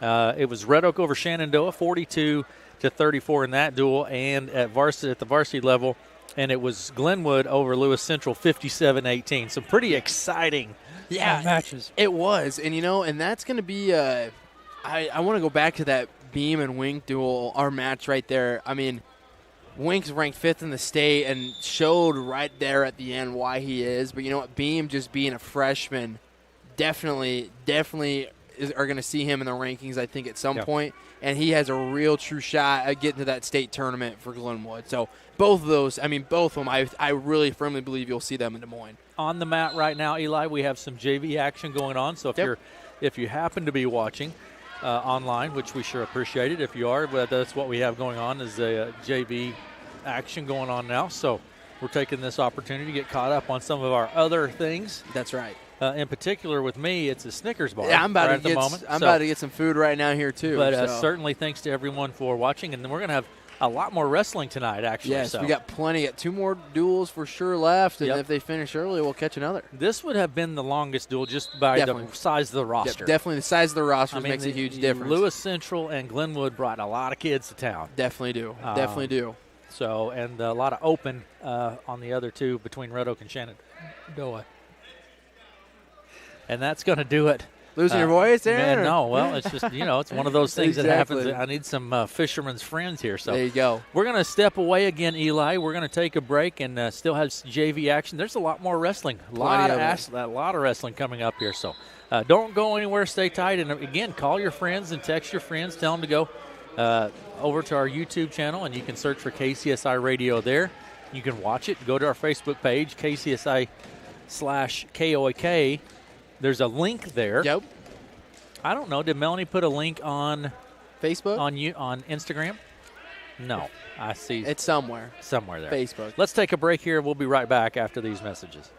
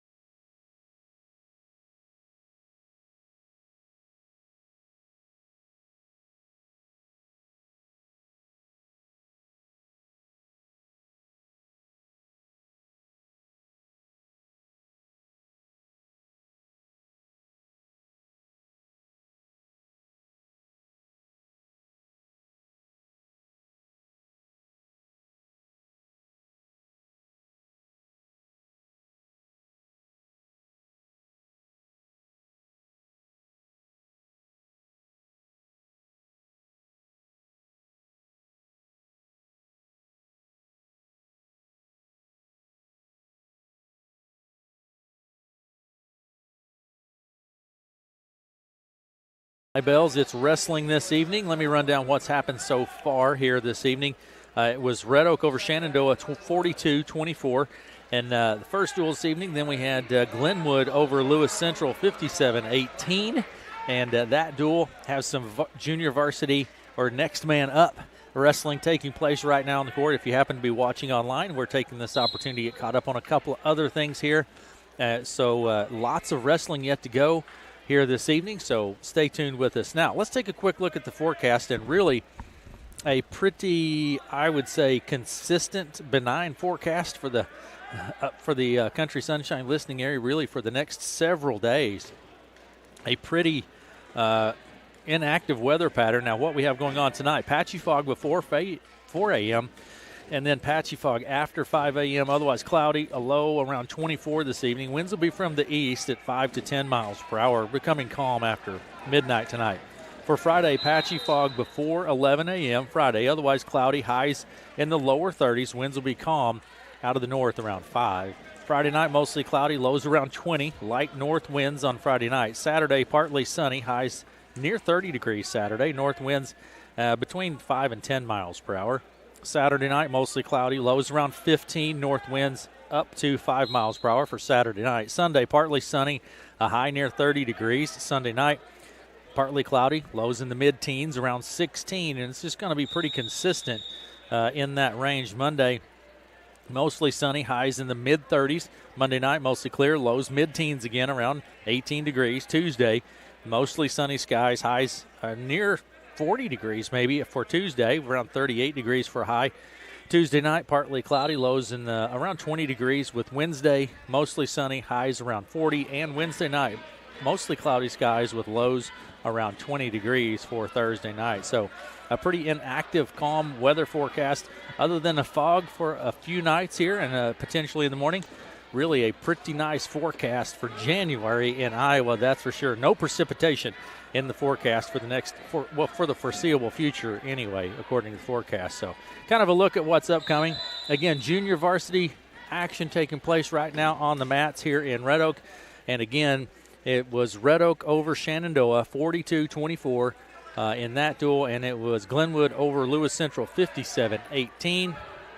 And that gets us to where we're at now with junior varsity action taking place. Thanks to Eli Bells for all of his excellent work here this evening so far. A lot of wrestling to take place yet here in Red Oak, and thanks to everyone for listening. Thanks for watching online. If you're watching online, we sure do appreciate it. And stay tuned. There's a lot more wrestling action here in Red Oak this evening. We're going to take a break, check in with some of our sponsors, and we'll be back in just a few minutes.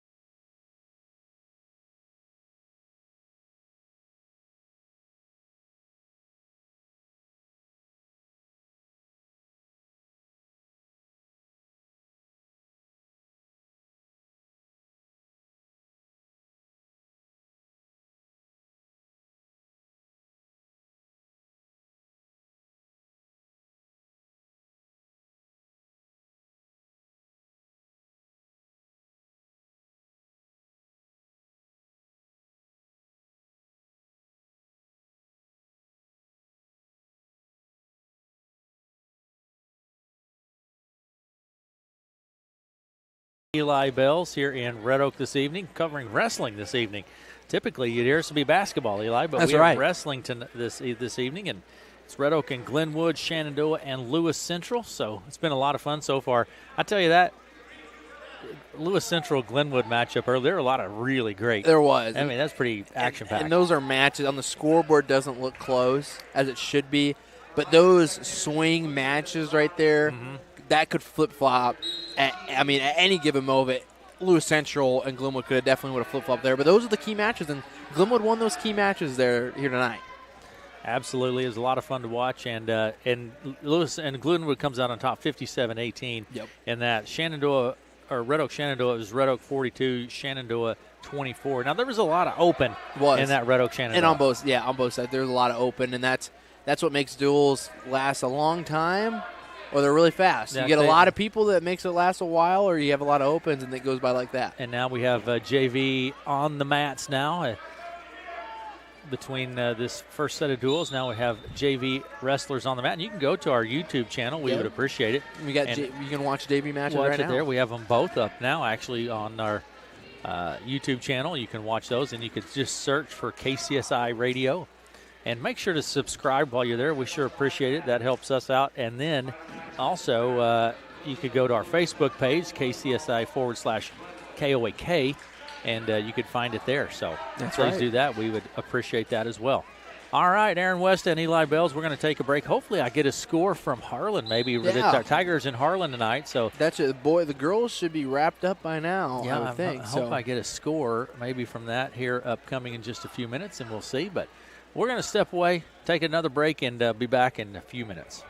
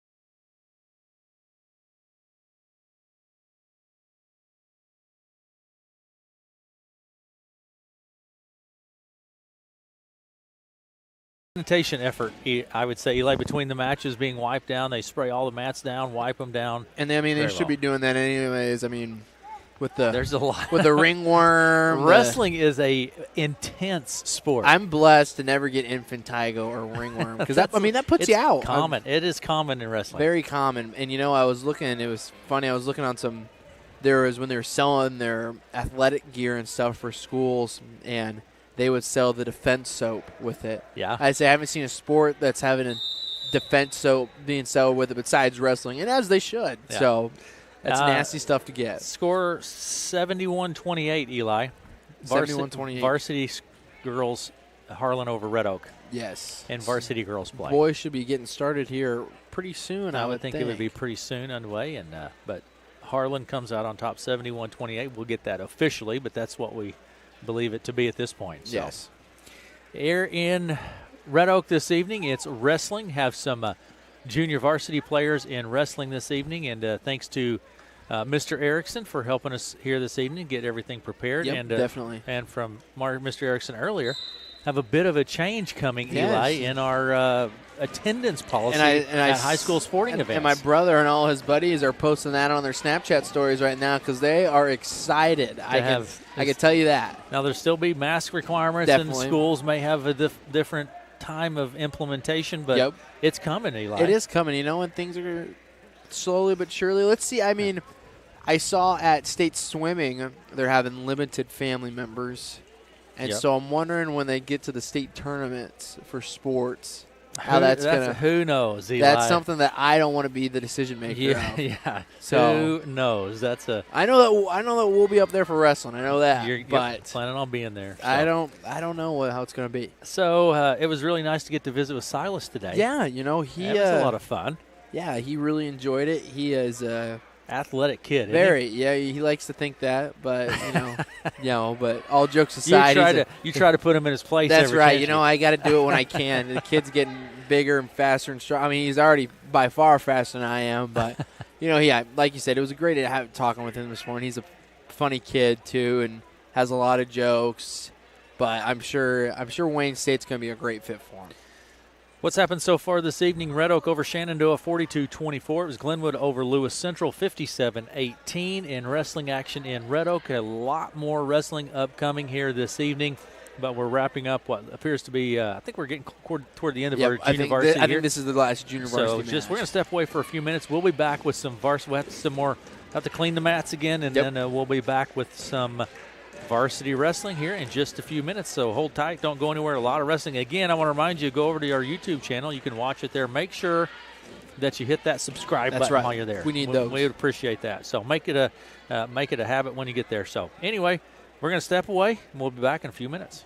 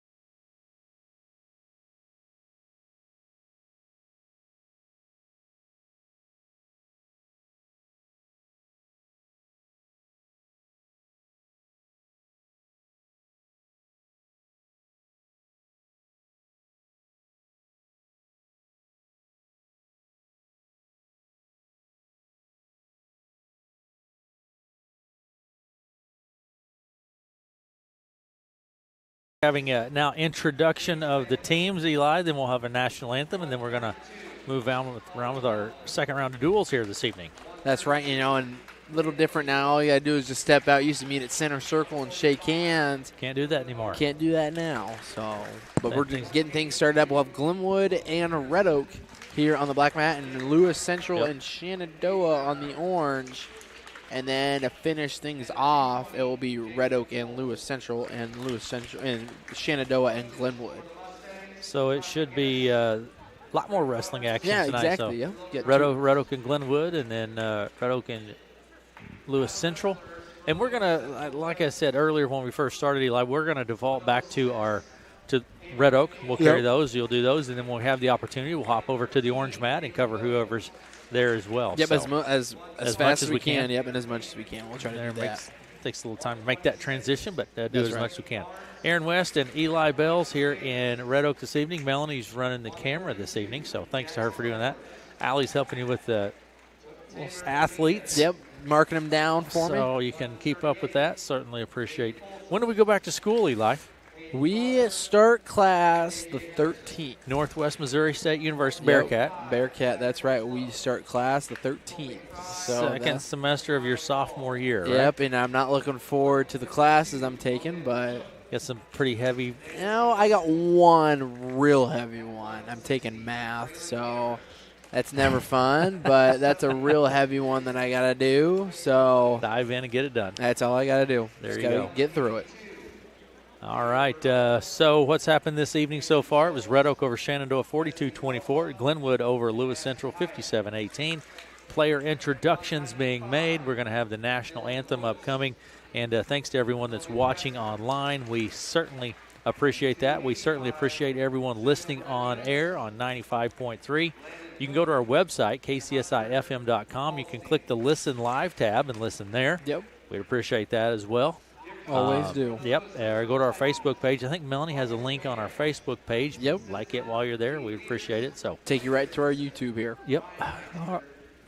All right. So we have our player introductions and national anthem upcoming. We're going to take a break, and we'll be back in just a few minutes.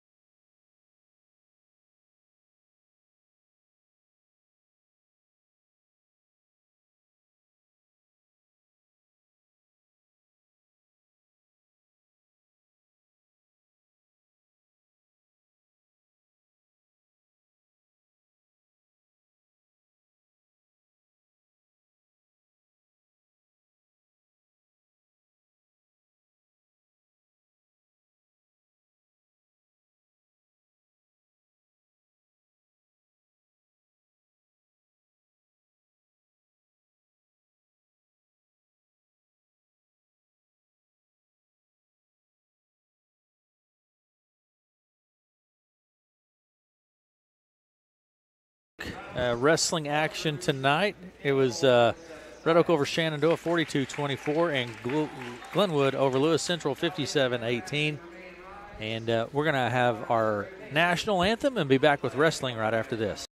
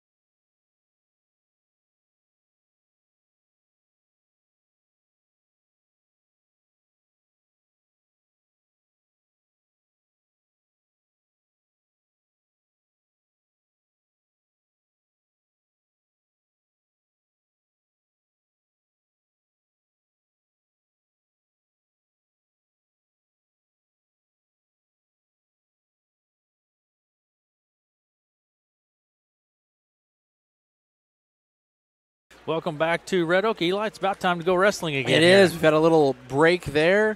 We'll get right back into things right here with Dom Britton and Kellen Scott Britton of Red Oak, Scott of Glenwood to start this duel off here at 1:38. Yet again, center circle here.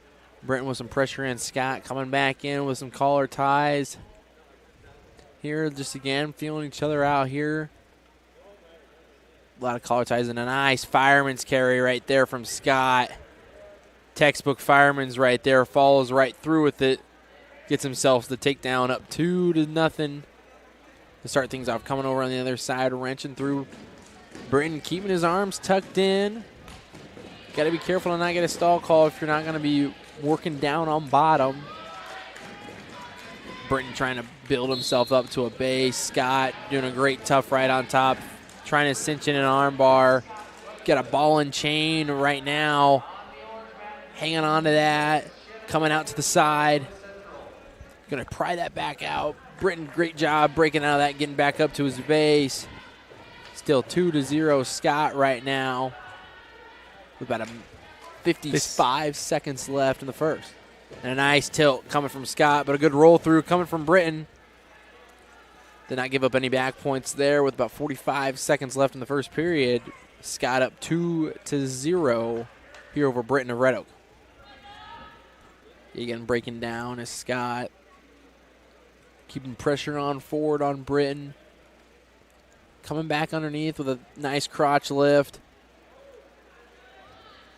Britton doing a great job fighting off his back, though. Hasn't given up any back points, and right there with about 20 seconds left, Scott's trying to sink in a half. Britton fighting hard, bridging up. Scott trying to put pressure down with only 10 seconds left now. Britton still fighting hard. He's going to give up 3 back points there. And I'll make this 5-0 for Scott going into the second period. 5-0 Scott. That's going to do it for the first. Scott did a great job there of keeping the pressure forward. Ryan tough on top, getting turns when he could. And Britton fighting well on bottom, not giving up falls. 5-0, Scott will take bottom. It's Red Oak Glenwood. A switch attempt looks like coming from Scott, comes up to his leg. Britton traps the leg back down. The knee slide out from Scott, spins out, gets 1 point, up 6-0 here to start off this second period. Scott definitely probably going to be looking for another fireman's that was so well, went for an outside single sweep. And here comes a fire, high crotch. High crotch attention coming from Britton.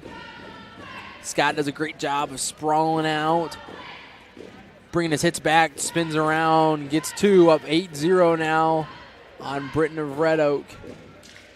Scott yet again going for that ball and chain tilt. Britton finally stacks him up right there, and he's going to get the fall. Just like that, a great stack coming from Scott, and we'll show that takedown. Fireman's again here from Scott. Comes up, perfect, throws the arm through, straight back down to his back, is able to get 2. And Scott will get 6 for Glenwood. And I'll get some names here for this next match. We're going to have Bond. Dawson Bond. We're going to have Bond. Yep, at 1:45 here. Glenwood leads 6-0. We have Bond of Red Oak and Connell of Glenwood.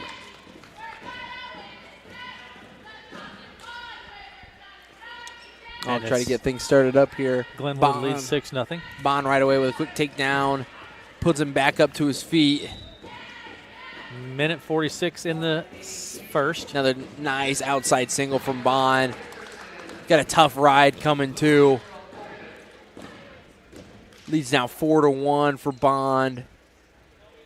Bond does a great job trapping that leg, coming back up, lets him back up to 1. 4-2. Bond over Connell. Bond with another single leg on the outside. Kind of went to a high crotch, comes back up and just finishes off with a single. Now up 6-2. Definitely going to be get some takedowns and looking for 6. Bond just does a great job of keeping the pressure forward and the intensity high. Lets Connell on the escape, 6-3. Connell comes back to center circle. Bond ranks 7th at 145 in Class 2A. Exciting young athlete to watch, Bond. Definitely is. And Bond right there looking, he had an underhook there, comes to a backside trip, gets another takedown. Just smooth, Bond is. Real smooth with his technique here. Up 8-3, about 35 seconds left here in the first. He's going to cut Connell here again. Brings it 8-4. Definitely going to be looking for another takedown out of Bond. Connell is trying to find something. A nice fireman's coming from Bond here. Puts Connell straight to his back. Connell rolls right on through. Fights his way off 10-4 and 2 back points now. 10 seconds remaining. So it's going to be 12-4 to end that first period.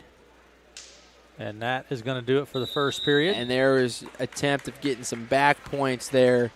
But right here you'll see a great fireman's carry. Great fireman's carry coming from Bond. Need to get my mouse to work here. Bond leads 12-4. And he's going to have a diamond start here. Lets him up and escapes. Clock didn't start for this match here. Still hasn't started, actually. Still hasn't started, and Bond's up 14-4. If they're not going to, I don't think anybody's noticed that this clock still hasn't started. The clock hasn't started, and I don't hear anyone yelling for the clock. And nobody there has. There we go. There it is. And right on the edge of the mat, they're going to call him out. Going to call him out of bounds. Going to give him the takedown. Bond right on the edge of the mat. Didn't keep his knees down. 14-6. Bond with the lead. 14-6 now over Connell. I think there should be a 2 takedown there. I thought it would be 16. Maybe I'm probably wrong. A minute 31 in the second. Lets him back up to his feet. Connell looking for the outside leg. A nice reshot to a dresser there from Bond, up 16-7 now over Connell. Glenwood gets a tilt, trying to stack him up here and going to get the fall. Right there, Bond does, and we'll tie this up 6-6 in this duel. All right, tied up at 6 apiece. And I'll get everything figured out here. This will be forfeit. I think there's going to be a forfeit. Yep. Coming at 52. Forfeit at 52. And here we go. We're going to go to 160. I think we're going to have a forfeit for Glenwood at 60. But no, here comes Bolger. Bolger should be coming out. This is a little late, a little behind. So we'll have Earp. Yep. And Glenwood leads 12-6 as we head into this at 160. It'll be Earp and Bolger. Earp and Bolger at 160. And it's going to be 12-6. Glenwood leads. And here we go. Here so far in this duel. Right up on top again, to center circle. 2 tough collar ties coming from Earp and Bolger. Bolger with a little half fake there. Minute 44 to go in the first. And here, just snapping the head down. Outside single shot attempt coming from Earp. Bolger doing a good job of keeping his hips back. A nice roll through to keep his base from Earp. And then right there, Bolger keeps his hips higher. He's able to get 2. Looking to thread the needle here. Pinning that arm back. Pins that arm back, either looking to scoop the head here, or he's got to keep it legal though, and he's coming with a crossface. Comes back off the crossface, pins that arm back, comes forward, lifts the head, and puts Earp straight to his back here with a minute 01 left in the first period. A lot of time here for Bolger to settle in, a lot of fight time left here for Earp. Trying to settle his hips down, and he's going to get the fall right there. That'll be 6 more for Glenwood. Here for Glenwood. With 50 seconds remaining in the first. And we'll get our next match up here. We're going to be at 170. Yep. And we're going to have Van Hoos, I believe. Van Hout, yep, Van Hoos.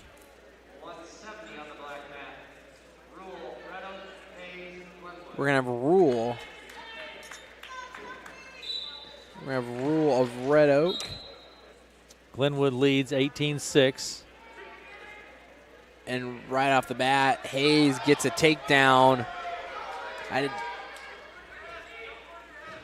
that's over. And gets a fall just like that. Didn't even get my stuff set up. But Hayes gets the fall right there. A few seconds in. That'll be another 6 for Glenwood. 24-6 now, Glenwood with the lead. And there's going to be a forfeit, I think at 182. Forfeit at 182. 30-6. And then we're going to go to 220 or 95. 195. Going to go to 195, and it's going to be Sam Fields. And Carter of Glenwood, right, Aaron? Carter of Glenwood, you got it. All right. Here we go. Let's save that up, and we'll get going. Glenwood leads 30-6 here at in this second duel of the evening. And here we go. And we'll start off right here. Carter with a great match here beforehand with Katzer. Fields coming in for an outside single there. Shoots a little crossbody. Carter spiral rides him back down. No points awarded yet. And picks up the ankle there, and there's going to be 2 for Carter. Start things off. Flattens the hips back down. He's going to cut Fields here. Down towards the edge of the mat. They're going to go back to center circle. Minute and a half to go in the first. Carter yet again with an up underhook here. Definitely going to be looking down to that right side lower leg, and there he goes with it. Gets himself another takedown. Get that underhook and get a nice ankle pick with it. It's going to be 4-2 now. Carter, then a nice blast double coming from Carter again. And there's the release. It's going to be 6-3 here in this first period with about a minute left on the clock. Carter leads, and a nice high crotch right there. That was real textbook coming from Carter. Throws that arm over top. Puts the arm through the legs, and he's able to get another takedown there. It's going to be 8-3. Now 8-4. I think my scoreboard's actually right this time. And there's a nice shot attempt coming from Fields. Nothing awarded yet. Trying to cut to the corner. 33 seconds to go. Trying to cut himself to the corner, and there's going to be a stalemate. Everyone will give a replay of CJ's high crotch right there. 28 seconds. Just throws that up and goes right through with it. And with 20 seconds left on the clock, there's a good ankle pick coming from Carter. Puts him straight to his back. And he's going to throw in the grapevines right there and going to finish this match off. And right there, those are deadly. Once you throw those legs in, spread yourself out, it's tough to fight off your back. 36-6 now, Glenwood with the lead. Moving on to 2:20. We're going to have Flott. Yep, we're going to have Flott of Glenwood. This will be a forfeit. And I think so. I think that will be a forfeit.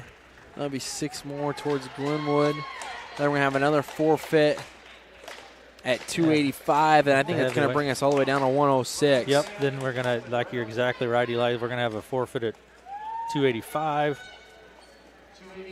And I think forfeit. Now we'll go to 106, and we'll have Mayberry.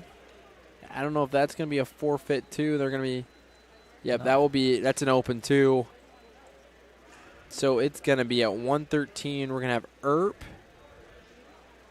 Here we go. Brandon Earp and Britton Maxwell at 113 here. That's where we're at, and Glenwood leads now 54-6 over Red Oak. Don't get these scores figured out here. Earp on the mat. And here we go at 113. And we'll start that off right here. Britton Maxwell 6-14 on the year, 9-3. Earp is at 113. Center circle here still, like Aaron said, 54-6. Steps up himself up to a double leg, and Earp's able to get a takedown there. Up 2-0 here to start things off. Down towards the end of the mat, about a minute 39 left here in the first. Earp gets a takedown and leads it 2-0. Prying on that ankle, coming out across, trying to reach over to the arm, circling himself around.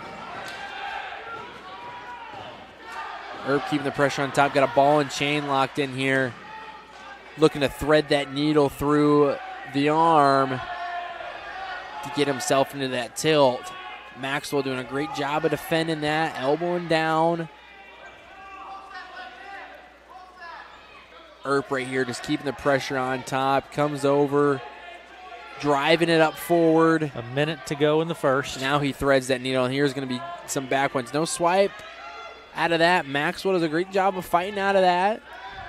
And Earp coming back. He's going to get 2 swipes. Maybe, no. There's going to be 2. And there's going to be close to a fall. Maxwell's got to be able to fight off of that elbow. There's going to be 3 back points awarded to Earp. Up 5-0 here big. Maxwell building up on the base, trying to get to his feet. Earp's just staying in control with that arm. Earp has been in control pretty much all. He has. He definitely has. He's keeping his pressure forward. 20 seconds remaining in the first. keeping the pressure forward, keeping Maxwell's head down on the mat. Earp is giving constant pressure here right now. With 10 seconds left here, 5-0, Earp leads this match here at 113. And there again, does a roll through. Maxwell does a great job staying off his back. That's going to do it. Earp leads 5-0 as we head into the second. Those are the best, when you can keep your clock just continuously running and it matches up, right? And we'll go into the second period, and Maxwell will be on bottom. Earp will cover. And here we go. And we'll start this off. Over on the other mat, 72-12, Lewis Central leads over Shenandoah in the duel they have going over there. They're at 170 right now. Earp yet again just staying tough with that arm. But Britton Maxwell keeping a hold of it, trying to hand fight down low, but Earp's keeping constant pressure on top. He's driving forward. Just keeping everything at center circle with about 1:30 left here in the second. Earp leads over Maxwell 5-0. Stall call may be coming here soon on Maxwell. Not doing a whole lot here on bottom. We got a cradle locked up, suicide cradle coming from Earp. He's got that locked up, and Maxwell does a great job of fighting out of that yet again. Maxwell's just fighting right here. But Earp's doing a great job getting points. He's racking them up 7-0. Earp just with a tough ride. He's had that left arm almost the whole time. And 52 seconds left in the second. Earp leads 7-0. Still bringing a lot of pressure forward. On the orange mat over here, Eli, it's Lewis Central over Shenandoah, 72-12. So we have JV matches going now? Yeah. That's what I thought. So that will be the final. So over here, still 27 seconds remaining. Earp with the lead, still 7-0. Earp's bringing a lot of constant pressure forward, and Maxwell trying to find up to his base. He's doing some hand fighting, trying to build his base back up. But Earp's just continually just keeping constant pressure here with 10 seconds left in the second period. 6 seconds remaining now. Earp still keeping pressure on. Keeping everything forward here, and that will do it for the second period. Earp is leading 7-0, and they're going to go both neutral here. Maxwell definitely needs to be looking to be getting on his offense here. Going trying into to the find third. to get something going. Earp just going to keep continuing what he's doing here, up 7-0. Outside single attempt. Maxwell sprawls himself out. Earp trying to suck that back in. Might be looking for a stalemate call here, but there's some action going. Maxwell's trying to block off that knee, and there's going to be that stalemate call that we were talking about there, and they're going to go back both neutral. Earp's got to be able to keep moving, finish himself around, and Maxwell keep free hipping in, tries to find his way to get two. Earp right there with another shot attempt coming, sucks that leg back in, puts the pressure in. Maxwell grabbing on that ankle and not trying to give anything up, and there's going to be 2 points coming for Earp. Up 9-0 with about 1:15 left in the match. And right now, if you're Maxwell, you're fighting to get back up to your feet. Fighting to not give up 6. Earp's trying to get 6 right here to get something going for the Tigers. A minute remaining in the third. Earp with the lead. Earp with plenty of pressure coming forward. There's going to be about 50 seconds left here in the match. Earp's just been in control from the get-go from He's this. been in the driver's seat all along in this one, Eli. Definitely has. You know, and Earp's been getting a lot of pressure forward, grabbing wrists, controlling roll-ins, controlling ties, especially down here. Trying to sink in a half here. He's got a power half. Maxwell fighting it off, hanging on to that arm. 30 seconds remaining. Trying to pry it forward. Earp's got to hop sides, though, if he's going to run that power half. But still, 15 seconds left here. Earp's going to come out on top in this one. Just with the constant pressure. He rode Maxwell out for a full 3 periods. and that will wrap it up here Yep. at 113. That is going to do it. Earp wins 9-zip. And that will give Red Oak up to 9 points here, and we'll move in. Sandholm coming up here. We'll move into 120. And we'll have Beam. We'll have Beam of Glenwood. Yep. And we'll have... Should be a good one here, Eli. Yes, definitely should be. And we'll have Sandholm of Red Oak. To start things off, Beam Glenwood leads 54-10. Start things on. Beam with a quick takedown and releases Sandholm here in the first. 54-10. Red Oak leads. Beam in on another shot attempt. He's going to get another takedown there. Up 4-0 is going to cut Sandholm. Sandholm straps down to a leg. Trying to get some points out of this. Knees might be watched there, and that's going to be potentially dangerous here. When you're wrapping around with that knee like that to get bent in a different way, that's what's going to happen. Sandholm still on bottom. Beam still in control. 4-1. Sandholm sits himself down, trying to scoot his way out. Beam just following him. Putting pressure still on top, rolling, trying to roll in an arm. Keeping a tight waist. Sandholm trying to get out to his base, sitting on his butt. Maybe trying to hit a knee slide, and Beam looking for a tilt. Not going to be able to get that. 55 seconds remaining in the first. Beam with the lead, 4-1. Beam just putting a lot of pressure forward here. Right now, he's got a tight waist with a half. It's trying to get him flattened out, stuck him into him, and right there, Beam doing it just right there. Sucks him in, then tries to bring it back over. And Sandholm's fighting well. He's fighting really well right now. Not broken down yet. It's very hard to turn someone. And right here on the edge of the mat, Beam's getting a little too high, and Sandholm reaches for the head. Beam's still in control with about 15 seconds left here on the edge of the mat. No points awarded yet. Beam throws the leg in. He's trying to bring him back into the mat. Beam still in control with about 3 seconds left. I think Beam's going to survive that one, and they're going to go into the second.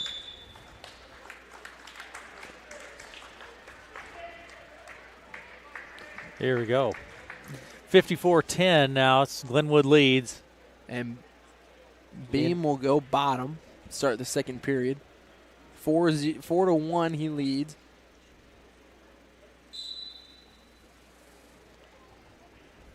And Beam brings his arms in right off the whistle. Sandholm looking for an ankle, trying to create something, make something happen. And right there gets hand control.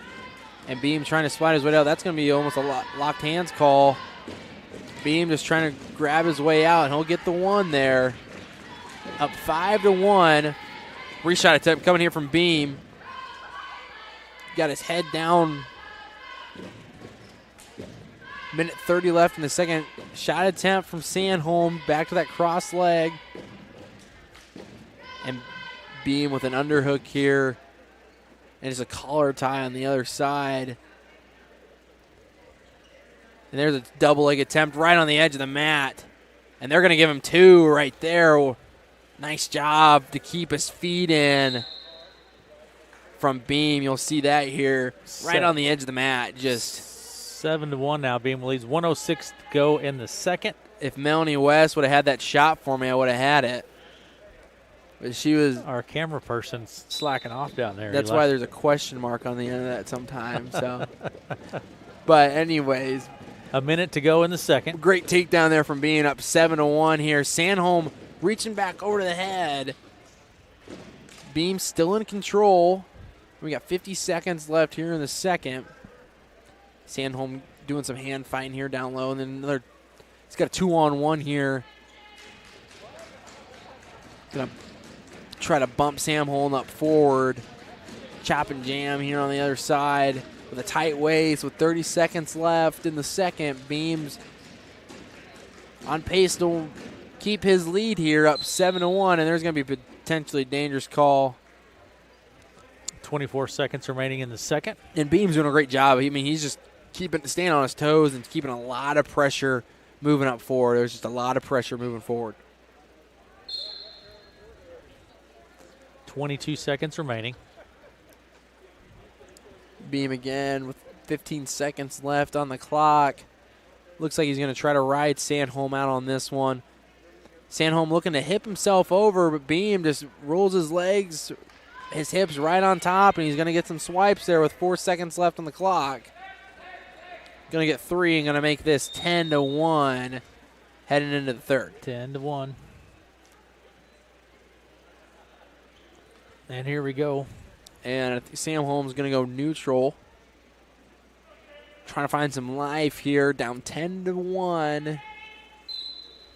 They have 9-1 on the clock, but I don't know if I think he gave him 3 there, if I'm not wrong. We'll figure that out. Good thing we're not final scores. not official, right? That's Eli? right. We're not official. Anyways, you're back at center circle. Sandholm trying to find something, stay alive, and there's a nice ankle pick.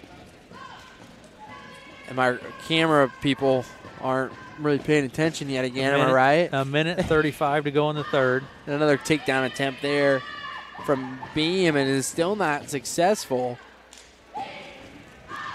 Sandholm doing a great job hanging on that leg. Nothing awarded yet, and they're going to go out of bounds. With a minute 21 left on the clock in this match, Beam leads Sandholm 10-1, and a shot attempt right off the whistle coming from Sandholm, and there's going to be a takedown from Beam. Going to lead this 12-1. And so far it's a major decision, and that will be 4 points if Beam can hang on to this. Minute left here in this match.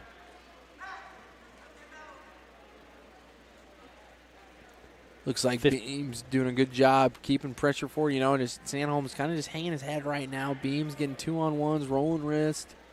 45 seconds remaining in the third.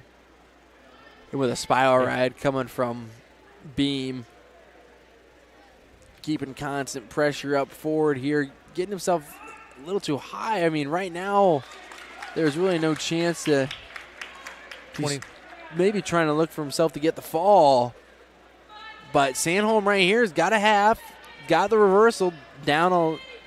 We're going to go with them 11-3. 15 seconds. Got the wrist rolled back in. 10 seconds left here on the clock. Beam's just trying to 11-3. ride this one through, and he does. Sandholm with a great fight there, especially at the end. Comes up, did everything he really could to get himself back into that one. And we'll be moving on into, I think we're going to 126. Yep, going to 126. That'll be Lorette. So Glenwood leads 58-10, heading into 126 here. Well, Williamson of Glenwood and Lorette of Red Oak both going at it right off the whistle here, and a snap down coming from Williamson. And Lorette 8-8 on the season. Williamson 6-8, both pretty evenly matched here on paper. Williamson with a great crossface here, trying to find his way around, and does, and leads this here early, 2-0. Throwing a leg in, keeping flat, trying to roll wrist in, looking for a half here, trying to go with a power half. And here comes a suck back from Williamson. Lorette does a great job of finding his way out of that, rolls right on through, a knee slide. Williamson trying to keep the pressure forward. And here's a crossface from Williamson. Trying to roll wrist in. Lorette doing a great job of fending those off.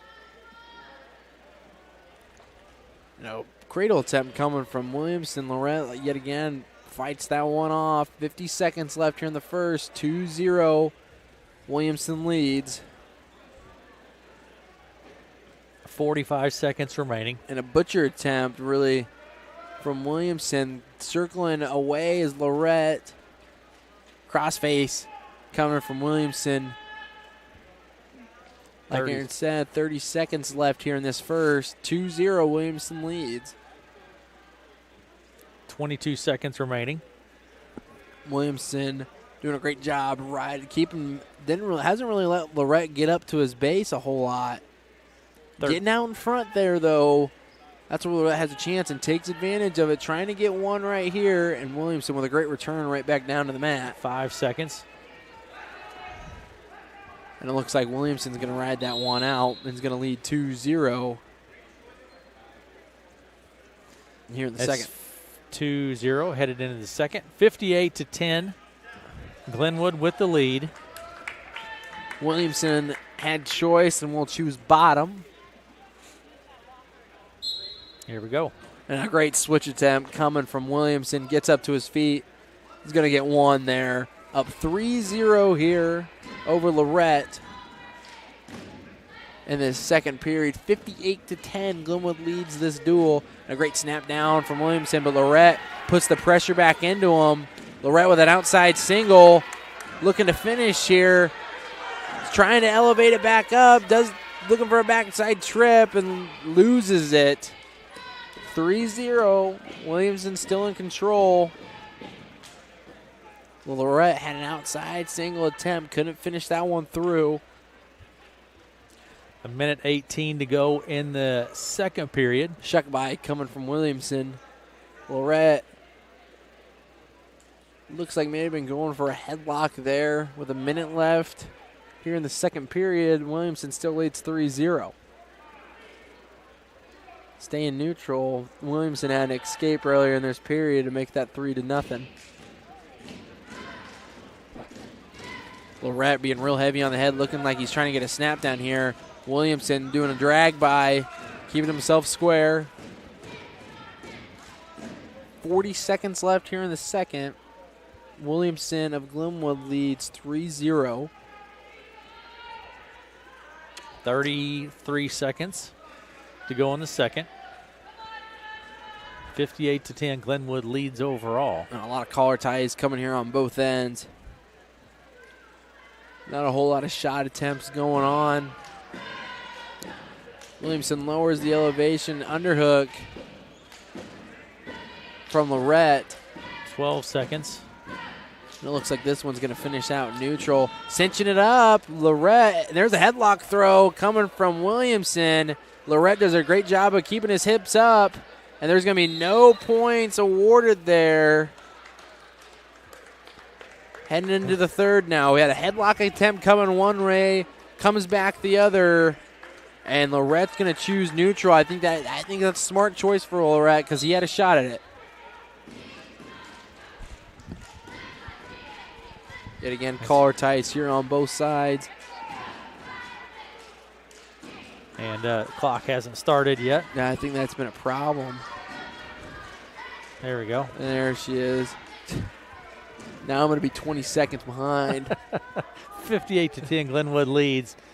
And Glenwood up 3-0 in this 126. And that clock just keeps going back and forth, doesn't it? And right here, Williamson getting caught on his back heels, and Lorette bringing a lot of pressure up forward.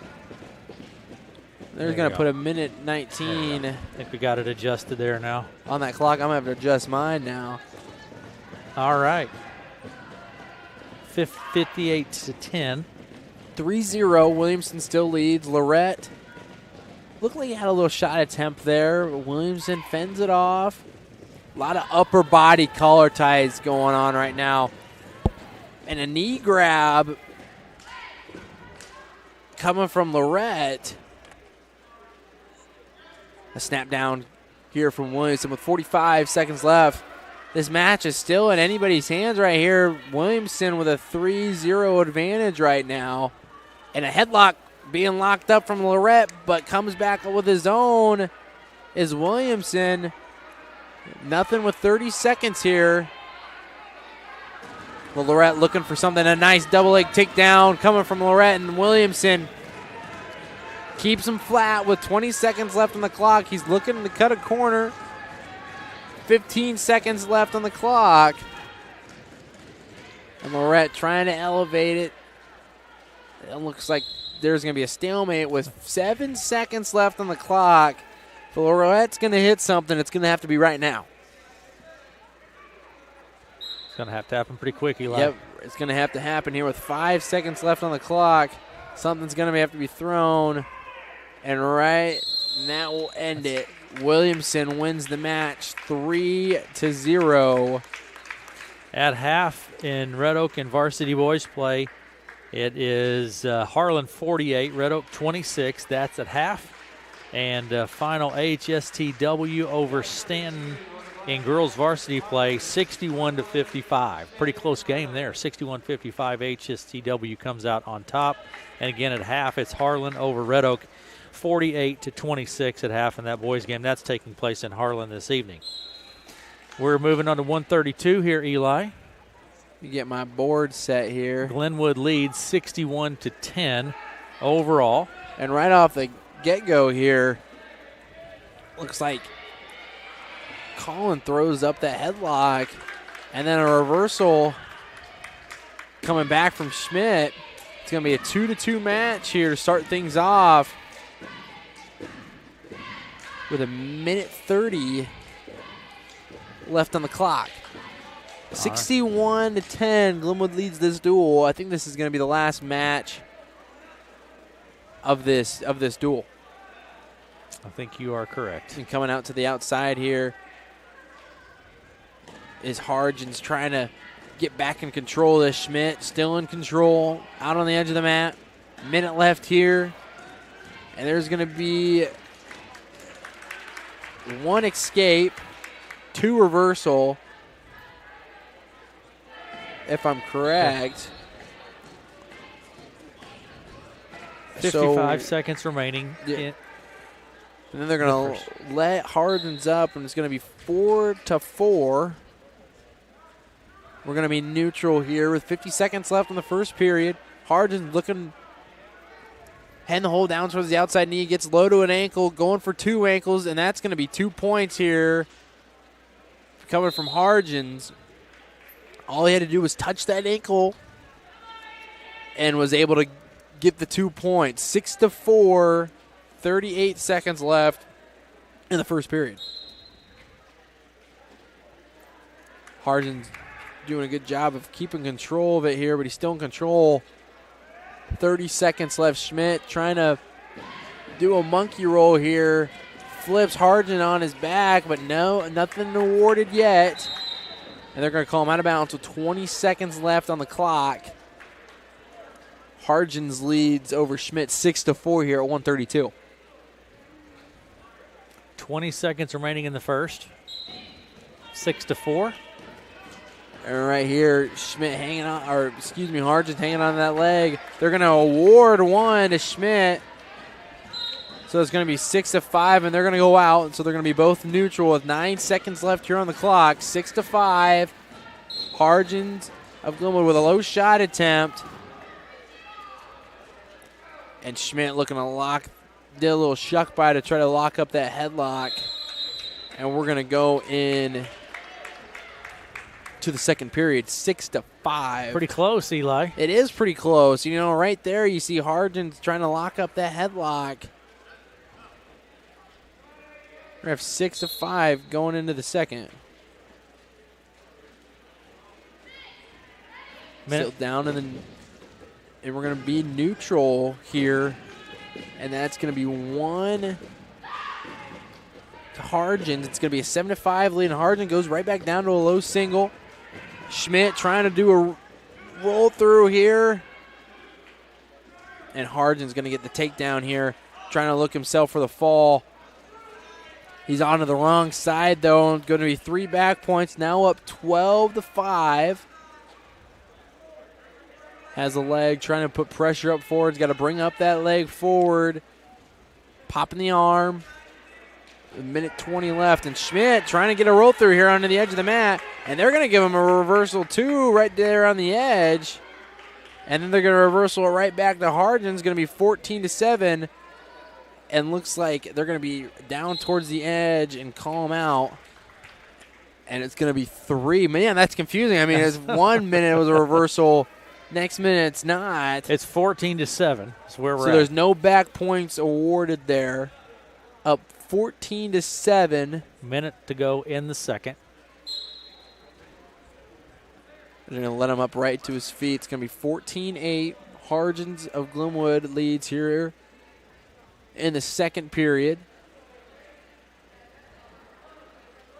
Hargens goes down to the knees. Same with Schmidt. Hargens brings a leg up to him. A roll through coming from Schmidt, but keeps his composure there. Hargens does, and rolls right back up towards him. Now is up 16-8 here in the second period. Hargens keeping a lot of pressure forward, and that's going to put him out of bounds with 20 seconds left here on the clock. 16-8, Hargens leads.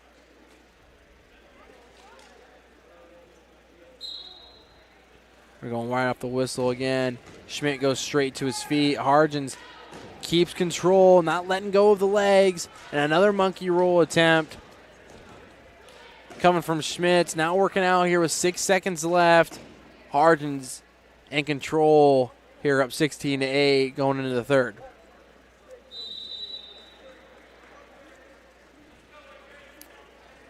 16-8, 61-10. Glenwood leads. What's happened here this evening so far? It was Red Oak over Shenandoah 42-24. Glenwood over Lewis Central 57-18. Lewis Central defeated Shenandoah 72-12.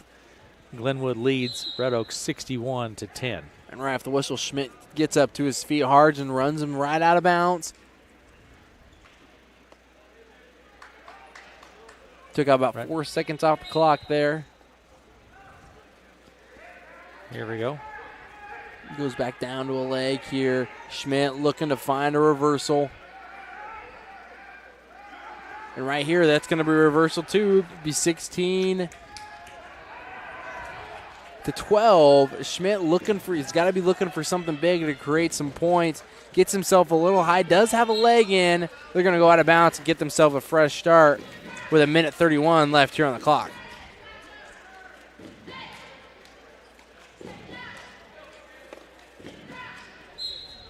And a switch step coming from Hargens. That's going to be close to a locked hands call. Rides on through. Chop and jam coming from Schmidt. Minute 20 left here in the match. 16-6. Hargens leads. Pressure forward coming from Schmidt. Got to make something happen here. Trying to look for a kind of a suicide cradle. Doesn't get it locked up. And that's going to be a stop match. It's going to be unnecessary roughness. Coming in for a crossface.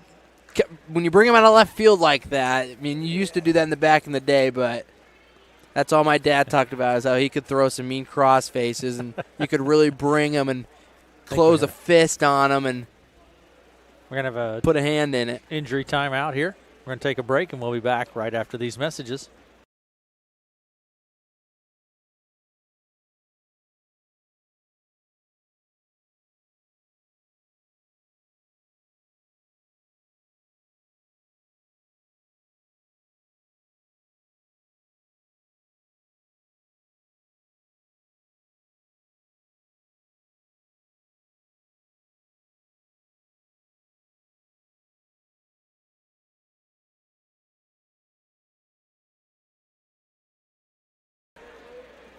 Okay, here we go, Eli. And they're gonna let Hargens up, which is a smart move to do. Schmidt's got to make something happen, and a low single leg coming again from Hargens. Looking for now kind of another monkey roll coming through, trying to end up on top. I mean, that's what happens, Dad, is when you go with those monkey rolls, flip them over, you can end up on top. But if you keep the motion going, you can find your way to stay up. The higher hips always wins that one, and Hargens has won it every single time here tonight with 33 seconds left on the clock. And another one here on the edge of the mat with 30 seconds. Hargens leads 18-10. Schmidt's going to be looking for something big here. Got to happen. 31 seconds remaining. And right here he's going for a shot attempt and a reshot coming from Hargens. A good reshot down to the ankle. And Schmidt trying to come up on top, looking for a half, trying to swim as Hargens back to that back leg. Bring pressure into him, and the 2 points is yours just like that. Hargens will lead 20-10 with 10 seconds here in the match, and it looks like that's going to finish it up. And he'll get a major decision, and that will be 4 for Glenwood. All right. And I think that will round out the duels I think so. on this side. So I think we'll have a couple JV matches here. 61-10. 61-10 is right. It's Glenwood over Red Oak, 61-10. Actually, 64-10. Yep, and this will be a JV match here. So We're going to take a break, Eli. Let me run through quick what's happened here this evening. It's Red Oak over Shenandoah, 42-24.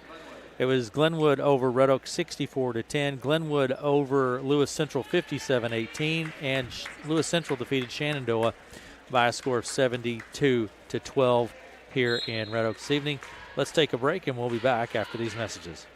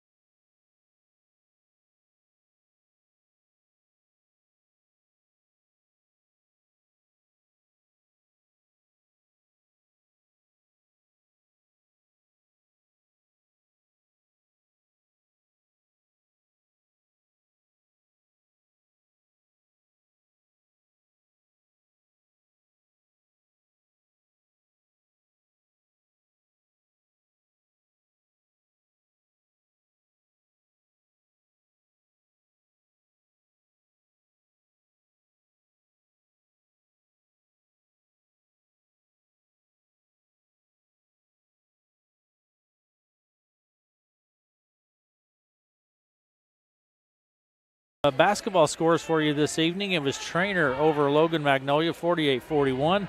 Shenandoah defeated Fremont Mills by a score of 51-46. And in varsity boys play, let me grab that for you, at halftime, last update I had, it was Harlan over Red Oak, 48-26 at half. And in varsity girls play is HSTW over Stanton, 61-55.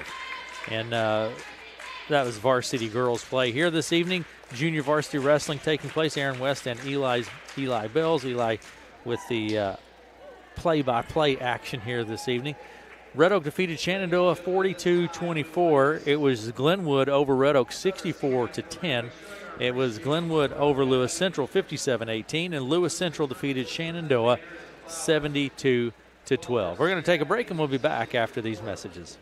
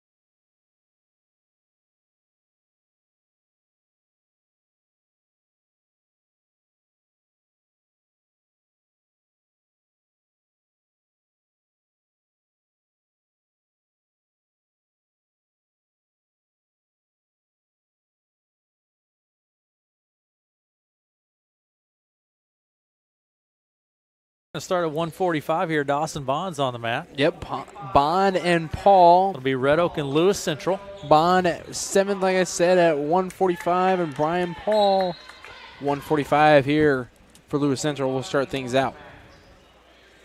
And here we go at the center circle here. Like we said, Bond he's a phenomenal wrestler here. Got a great work ethic that we all know of. Outside single coming from Bond. Trying to cut to the corner. Paul a little lengthier. And a double leg finish here towards the edge of the mat. And they're going to give him 2. Right there on the edge. Was going to call him out. Kept the toes in. And they're going to give him 2. The minute 38 left here in the first period. Bond leads 2-0. They remember caution call. That's going to be on. I think it's going to be on Bond. Here we go. Right off the whistle again. Paul to his feet. Bond with a backside trip looking for it.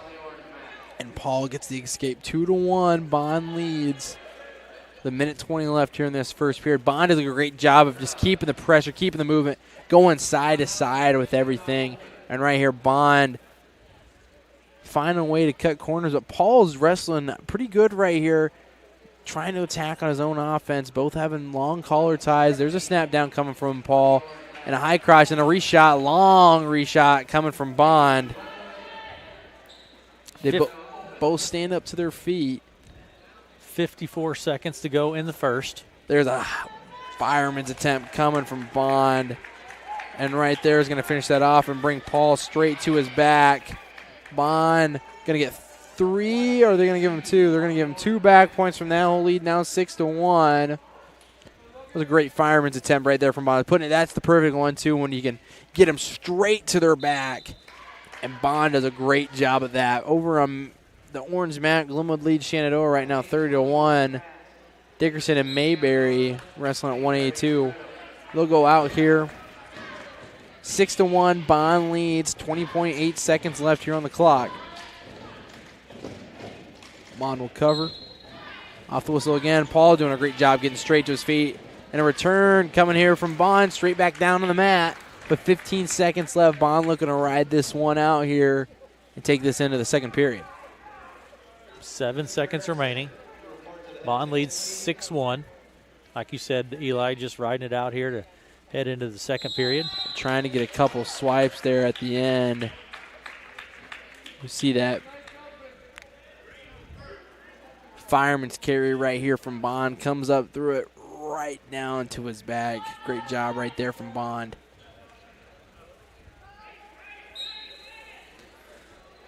Here we go. Being into the second period here. Paul straight up to his feet. 6-2 here. Bond leads. Still here at center circle here. Bond's been having a fireman's high crotch. Haven't seen a lot of offense coming from Paul. Just a front head and an arm. That's about all I've seen here so far. There's looking for a shot attempt coming from Paul. Bond with a reshot. Front head and arm. Comes back down. Looks like they might be going out here on the edge of the mat, and they do with a minute 22 left. Bond and Paul, 6-2. Bond leads. Minute 22 to go in the second. I think we're going to have a blood time call here. Just got to wipe themselves off. Looks like it. Take a quick break, Eli. Be That right sounds good back to me. after these messages.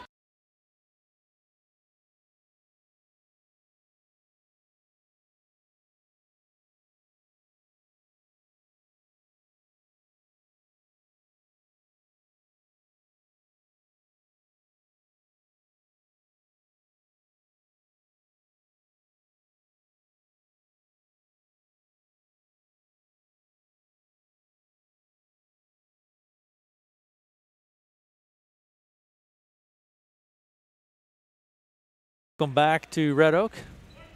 Minute 7 to go in the second period here. Bond leads 6-2.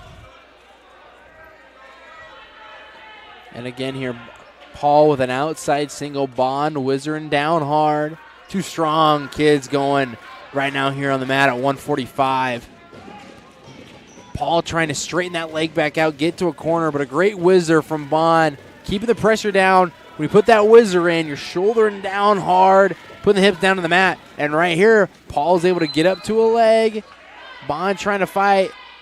Paul looking down, and Bond bails out of it, and that's going to be a 2-point takedown, and that will take it 6-4 here in the second period. Changes things up pretty quick here with Paul getting up like that and give it a sweep around to that single leg. 18 seconds to go in the second. And we're going to have a stalemate call here down on the edge of the mat with, like you said, 15 seconds here left to go. Bond on bottom, Paul in control. Bond up 6-4. Paul will cover. Bond sits out to his butt. 8 seconds. 8 seconds left here in the second period. It looks like they're going to go into a third here. I think it's going to be Bond's choice going into the third. What a great job there from Paul, though. He's able to Bond whizzering down hard, really whizzering down on the edge of that mat. He's able to pick that leg up, get a backside finish when Bond bails out, and gets this thing 6-4. Then we're going to have a caution call on the part of Paul. Bond will be on bottom. Bond sits out to his butt. Paul with a bear claw ride with the leg thrown in, trying to flat Bond out. Great match here, especially from Paul. You know, just got to finish a takedown. He had some opportunities finishing him out. Bond trying to shake him down. Paul's got both legs thrown in, getting himself just a little too high. As he does here, he's a little high. He's got one leg thrown in, but he's trying to counter that with a power half. Minute 24 left here in the match. Bond leads 6-4. Looking for a guillotine. He's got to be able to clear out, and Bond need to fight his way to get his leg back. Stall call might be coming here soon on the part of Bond. 1:06 to go in the third. Paul's doing a great job of trying to keep flat, but he's got to be able to score points out of this. With a minute left in the period, something's got to start happening. Bond trying to find his way back up to his feet. Paul doing a great job. You know, at the length that Paul's got, he's able to throw legs in and try to keep people flat. And this is the match here for Lewis Central as well. They don't want to see bonus points on the board. Paul's doing a great job here right now with 30 seconds left. But Bond needs to find his way back up to his feet, try to get some more points. But Paul's doing a great job. Got a power half synced in here. Bond keeping his head up high with 20 seconds left here in the third. Trying to find his way to get back up to his feet. 12 seconds. Bond right here trying to reach behind towards the hip. That's something you definitely don't want to be doing here when you got a lead like this. And there's going to be no stall calls here. And Bond's going to finish this one out 6-4. Paul came with a great fight here in this match. Great wrestler from Paul. Two great wrestlers. And, you know, just kind of ground that one out, Eli. Definitely did, you know, and that was on both sides there. Paul on the edge of the mat there gets that takedown and really just rode Bond out that whole period. And Red Oak gets 3 points. Red Oak leads 3-0. And moving to 152 here. This will be... I think this will be an open here. Yep, I think so. Looks like it. Going to be an open for Red Oak.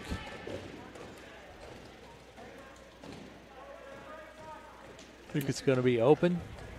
And then we'll go into 160. I think that'll be Earp. Earp coming to, and it was senior night tonight as well. Yep, Earp, they recognized Earp and Portales. Here we go. We're going to have a little action at 160. On the other end, on the orange mat over here, Glenwood leads Shenandoah 36-0. They're at 2:20. And Glenwood up 20, or Glenwood up 42-0 now, actually. We'll have Earp and Camrad. Camrad of Lewis Central and Earp of Red Oak here at 160. Lewis Central leads this one 6-3. Cameron here with these long 160-pounder here too.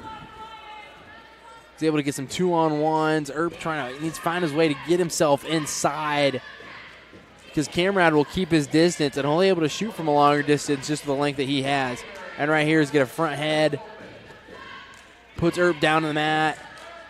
Reaching towards that ankle. Trying with a bow and arrow cradle here. Camrad's got that locked up. Earp doing a good job fighting with the leg. There's going to be a 2 takedown here from Camrad. And Camrad's trying to walk this thing up. If he's going to walk it up, he's got to get both legs behind that one to push it up forward. Earp needs to be peeling at hands right now. Needs to be peeling hands right now to try to fight his way out of this. Earp doing a good job of defending with that leg, though, making sure he's not able to step that one through. And right here, Camrad, it's got it stepped through. He's got time on the clock, too. Earp doing a great job fighting here. 49 seconds left. Camrad trying to drive it here forward.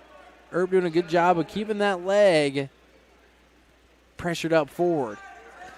38 seconds to go in the first. There's going to be no back points awarded here. Still just 2-0 with 30 seconds left.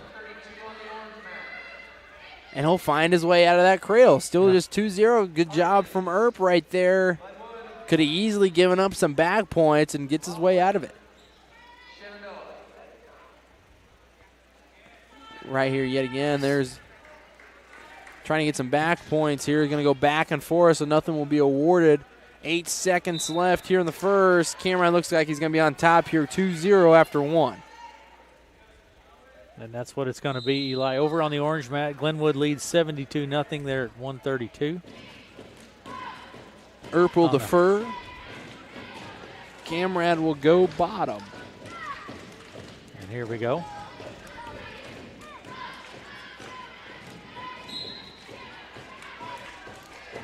Jumped out of it, Eli. It jumped right out of that one. Right off the whistle, Camrad gets straight up to his feet, leads 3-0. Comes right back to his bow and arrow cradle.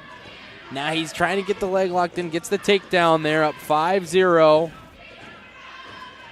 Trying to run himself forward. And Earp just doing a good job of trying to defend this. But Camrad's not finding a way to get Earp to his back. He's trying to keep that constant pressure here forward. And Earp finds his way out of it again, 5-0.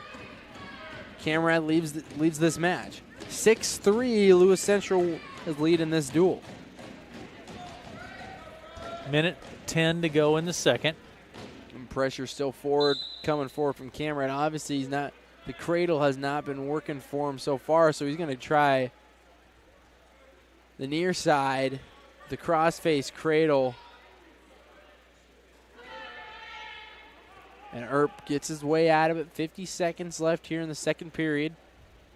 Camrad 5-0 over Earp. 6-3, Lewis Central leads this duel. And these are matches right here that can go either way. That seems like on paper that would make a determination here in this duel. I mean, I haven't seen the open weight classes yet, but this is a big match right here for both sides. 6-3, Lewis Central with the lead over Red Oak. 25 seconds to go in the second. Lewis Central leads this duel 5-0. And here comes an near side cradle. Come from Camrad trying to find himself to look for that fall here with 15 seconds left on the clock. Real close here. Got short time here on the clock for Earp. All he's got to do is fight it, and he does. Going to be 3 awarded to Camrad going into this third period.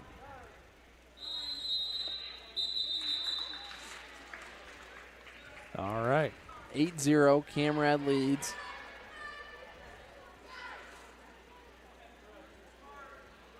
And right off the whistle here, just staying at center circle. Earp's got to find a shot here. Got to find something to be able to keep himself alive here in this match. The drag by, there's a double leg, big time double leg here coming from Camrad. Gets the takedown here, now up 10-0. Rolling wrist now. Let's see if Camrad goes back to that cradle. Earp's been fending it off well, but he's got to be able to find some offense. Needs to build back up a base. Camrad keeping him flat. Going for a crossface. Minute 27 to go in the third. Keeping the pressure down. Minute 20 left here in this third period. Camrad trying to find something to get 6 more on the board for Lewis Central. Coming back out to the far near side. Herb just seems to be on the defensive side right now. And a Butcher here on the edge of the mat trying to suck it in. Sucking himself into the leg. And Herb building back up to a base with 56 seconds left here in the third. And they'll go out of bounds here. 52 seconds now remaining in the third. 10-0. Camrad bringing plenty of pressure here forward. Needs to find something. I think he's going to let him up here. Try to get some more takedowns. It's going to be 10-1 in this third period. Again, Herb's got to find an offense here. Got to find something here to piece together here. Need a big-time feet to back. Trying to roll through. There's going to be 2 awarded to Camrad. Now up 12-1. 30 seconds left here in the match. Yet again, going for that bow and arrow cradle. With 20 seconds left here, Earp's got to find his way to get to his feet, and Camrad is just keep bulldozing through right now, just trying to get more points on the scoreboard. And they'll go out on the edge of the mat with 11.5 seconds left. Camrad leads this 12-1. Camrad will cover. 10 seconds. Looks like Camrad's just going to try to ride this thing out. And he will get the victory and the 4 points for Lewis Central and make this a 10-3 duel. It is 10-3. And now we'll move into 170, I believe. I think you are correct, Eli. 170. And we're going to have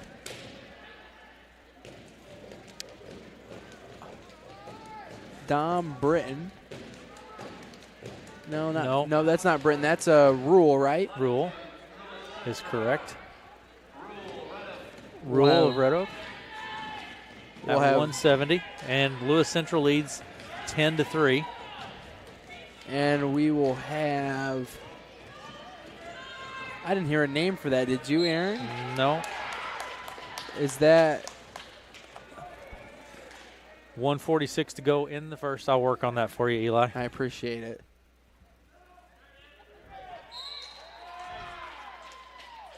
He'll come in, he'll cover. Right off the whistle here again. He's had a big takedown, coming over with a crossface. Trying to look himself up to get a Butcher. Walks his way around. And here we go, I think he Peyton Ledinson. got it right here. There you go. And he's going to get the fall for Lewis Central there. And that's going to be another 6. 16-3 now. Lewis Central with the lead over Red Oak. We're going to go into 182, I think. Red Oak is open. So they'll go to 195. And we'll have Fields. Yep. See Fields warming up here. And I think we'll have Katzer of Lewis Central. Logan Katzer of Lewis Central, and Fields of Red Oak here at 195. 22-3, Lewis Central leads. Katzer and Fields out here at 195.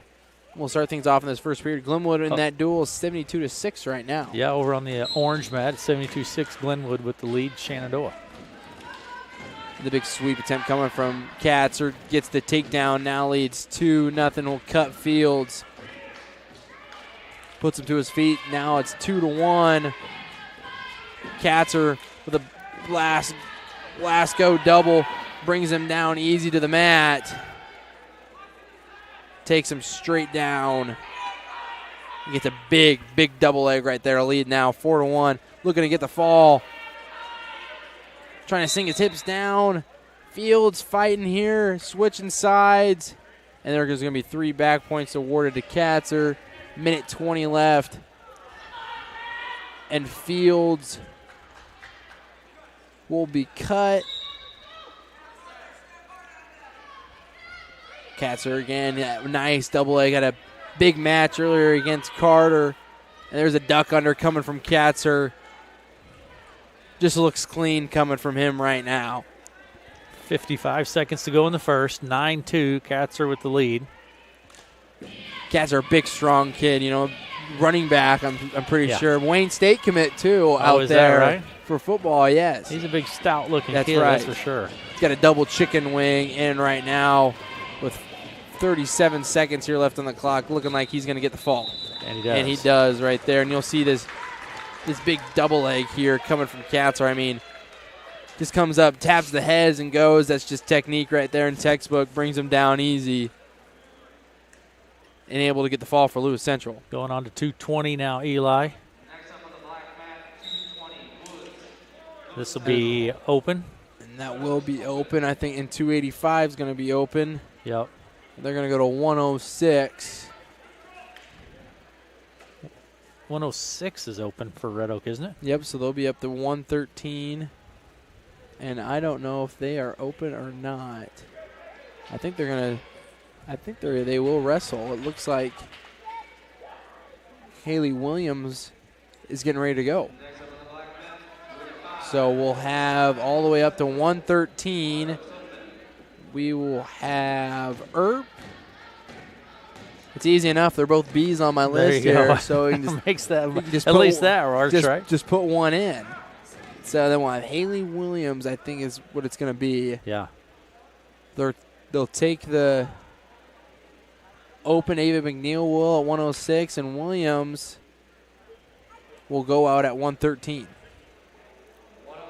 Lewis Central leads now 46-3 over Red Oak. Going to 113. It'll be Earp. and Williams. Over on the orange mat, Eli, still Glenwood 76, Shenandoah 6. We'll start things off here just at center circle. Earp and Williams. Earp with a nice ankle pick. I mean, a real clean ankle pick right there.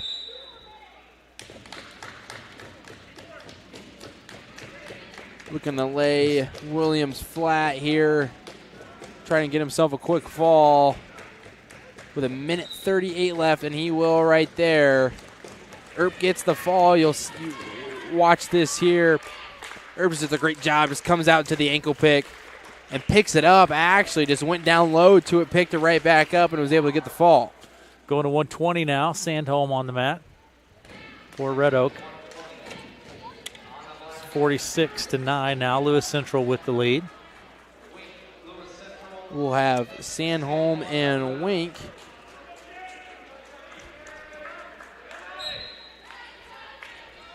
Wink right here, like we said, ranked 5th in Class 3A. Takes Sandholm straight down with a nice takedown here. Gets a half here pretty quick. Rolls in the wrist. Sandholm trying to put pressure back down here, but Wink just cinching in that half Nelson. He's got the other wrist on the side, but Sandholm's fighting that off, and there's going to be 3 back points awarded to Wink. With a minute and 25 seconds left here in the first, Wink with a quick 5-0 lead, and Lewis Central leads this duel 46-9. Got a final in the Harlan varsity boys game. It's Harlan 77, Red Oak 58. And right here is going to be some more back points with a cradle coming from Wink. That'd be Harlan Red Oak. I said Harlan Lewis Central. I can't multitask. They had a good game, though. Yeah, Lewis Central came on top on that one. Yeah, so it's Harlan over Red Oak 77-58. And there's going to be another 3 points here for Wink with 50 seconds left, up 8-0. He's getting some he's getting some swipes here. Got a crossface, gets himself out of it. Wink does a great job of putting pressure forward. I mean, we could see that in his match with Beam. I mean, both of those two were going at it right here, and you can see that Wink's very experienced, had a lot of mat time here. Takes everything forward, pushes everything forward. He's on his toes, always looking to score points, and they'll go out here with 22 seconds left on the clock in the first period. I think Wink's been having trouble with his headgear here, especially in that last match, too.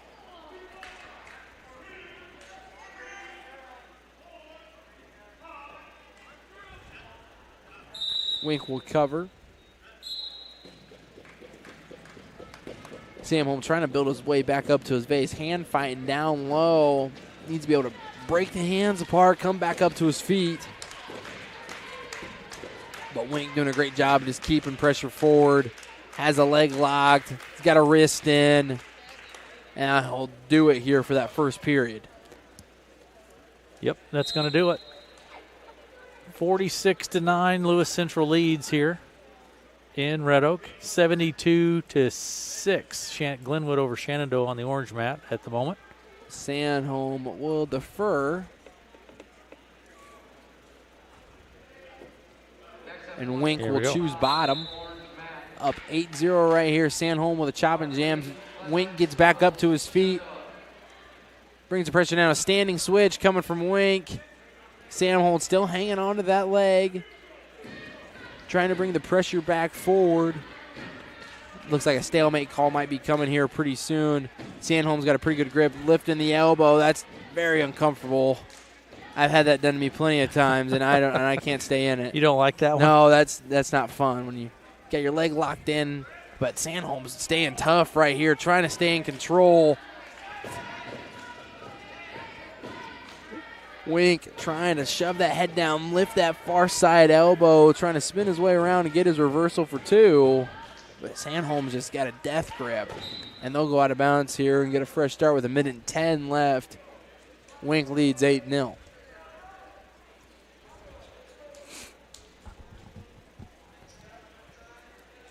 Eight nothing. Wink leads 46-9. Lewis Central leads overall. Wink with another switch, hips back over. It's exactly what he did to Beam to get that 2-point takedown right towards the end. It's nice and smooth. It just looks effortless. Comes over with a switch. They come back over on top and they hip over. He's able to get the reversal. Now leads 10-0 with 50 seconds left here in the second period. And he's just stretching him out, throwing the legs and getting a Turk here. Then he comes back over with a near side cradle. 35 seconds to go in the second. Got a cross face here with about 30 seconds left in the second period. There might be a stalemate call here coming soon. Could be. 17 seconds remaining. And that's where it's going to be, is a There stalemate call with 13.9 seconds remaining. Wink leads. I mean, just the pressure from Wink has been constant, just always pushing up forward. He's putting a lot into it, big emphasis into that. He's got tight waist. He's hand fighting really well. And that's why this lead right now is up 10-0 here on Sanholm, now going into the third. All right. Yep, up 10-0 going into the third. It's going to be Sanholm's choice. He's going to choose neutral. Trying to find a way to get some points here. And here we go. Sanholm trying to find some offense. Wink has been doing a great job, though, all night. I mean, there's a nice fireman trying to get him straight to his back. Gets the takedown there. Now up 12-0. He's got a butcher locked up. See if he's going to walk himself around the head. He's just hanging on that leg. 1:35 left here in the third period.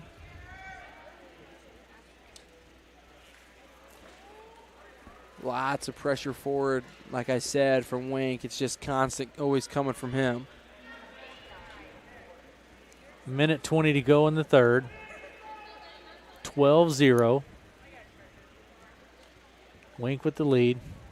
Wink coming back over with a crossface, but Sanholm hanging on to that arm tight. He's not letting go. Trying to get himself up to his feet, but a mean crossface coming from Wink. Keeps it back down, and Wink stays in control here. With 55 seconds left in the match, Wink leading this with a commanding lead here at 12-0. He's going to get some more swipes here. Going to make this thing 15-0. Going to get 3 more right there, and that's going to be a tech fall for Wink with 37 seconds left, and that's going to be 5 on the board for LC.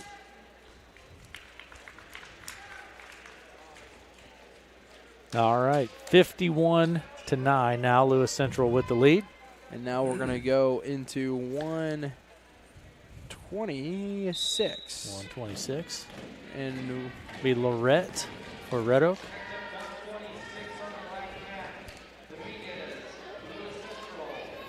we'll have, Dominguez for Lewis Central. we'll have Tabor Dominguez and Lorette We're of underway. Red Oak. Lewis Central leads 51-9. Dominguez is ranked 10th in Class 3A at 132.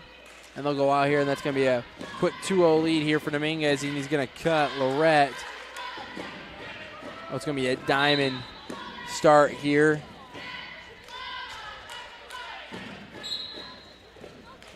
Let him up to his feet, and it's going to be 2-1 here for Dominguez. On Lorette. Lorette with an under, and then there's a slide by coming from Dominguez. Lorette with an inside tie. Dominguez coming back over top. Dominguez, a long, lengthy wrestler. They are two different body types. Definitely. For and sure. And that's what you see. It's a lot different. I will say that, coming from a lot of weight classes. They're all different. There's a nice single leg coming from Dominguez. And brings Lorette right down here, up 4-1 now. He's got an arm with a tight waist there. Not much you can do from that, especially with a tight waist that tight. It's hard to get yourself built back up to a base. 51-9.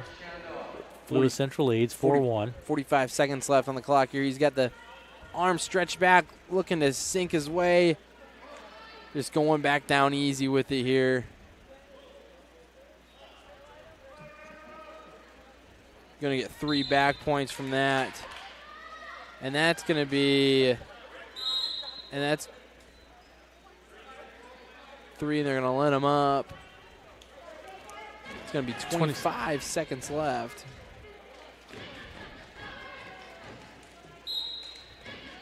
Seven to 2, Dominguez leads with 20 seconds left here in the first. Dominguez with a nice slide by right there. Moves him back to the right, comes back to the left, puts it down on the other side. And he's able to get the slide by, and he's got an armbar attempt right here. And Dominguez just looking to sink this in here at the end of the period. Going to get 3 more swipes. 3 seconds. And I think Lorette's going to fight this one out here. Yep. Get himself to the second period. He's going to lead 12-2, Dominguez. It's going to be Lorette's choice, or it's going to be, Dominguez's choice, and he's going to go neutral. Lorette's just had a lot of moves, Dominguez has had a lot of moves here on Lorette, moving side to side, putting things on other ends. He's coming up right here, like he'll hit a nice high crotch, comes back over, gets a snap down. Most of these have been snap downs here, and he's going to, I think, might finish this one off right here with a pin. Yep, and he does.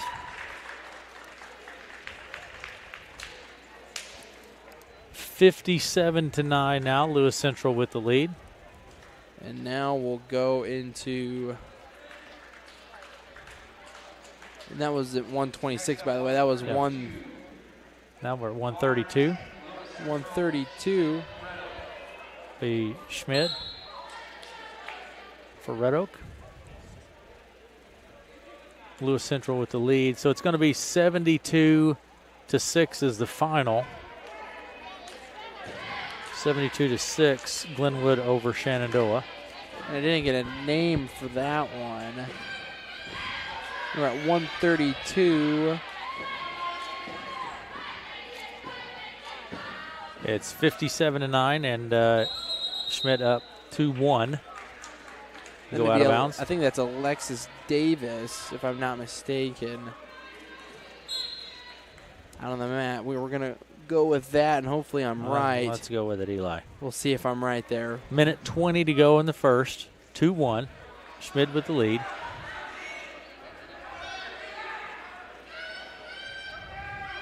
Like you said, Schmidt with the lead, 2-1 here. There's a takedown attempt coming from Davis.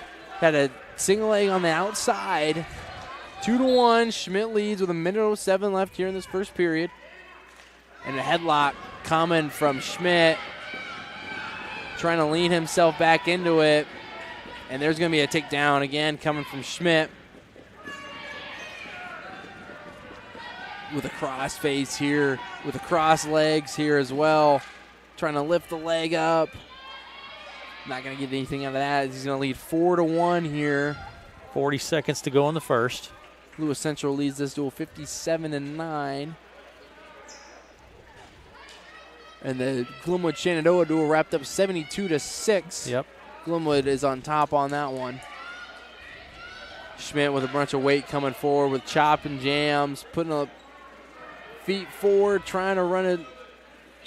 And they go out of bounds here with about 17 seconds left here on the clock. Schmidt leads here 4-1. Schmidt will cover. And there's going to be a caution call on the part of Davis.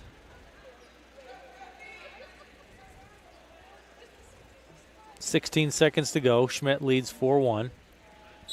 Schmidt will cover. Right back down to the mat with a chop and jam. Trying to press the head down with 5 seconds left here on the clock. And we'll head into the second period here with Schmidt leading 4-1. Choice is going to be to Schmidt. And Schmidt's going to choose top. 4-1. Schmidt trying to, he must see something to be able to get some points. Typically, choose bottom on that. Feels like he can go on top. Returns Davis right back down to the mat. Hand find down underneath. Looking for a leg. The tight waist here. Chop and jam still trying to keep pressure forward. Davis trying to find her way to her feet. But Schmidt's having a tough ride here right now with 1:30 left here in the second. As he leads 4-1. Lewis Central leads 57-9. And Davis right here almost gets an escape out of that. Comes up, finds her way. She spins herself around. Gets herself just about head-to-head with Schmidt. But Schmidt comes right back on top, and he recovers with 1 minute left here in the second period. That'll put them out of bounds. Schmidt still leads 4-1 here. You know, Schmidt's having a tough ride, but Davis is doing a good job. She's building bases. She's building bases well.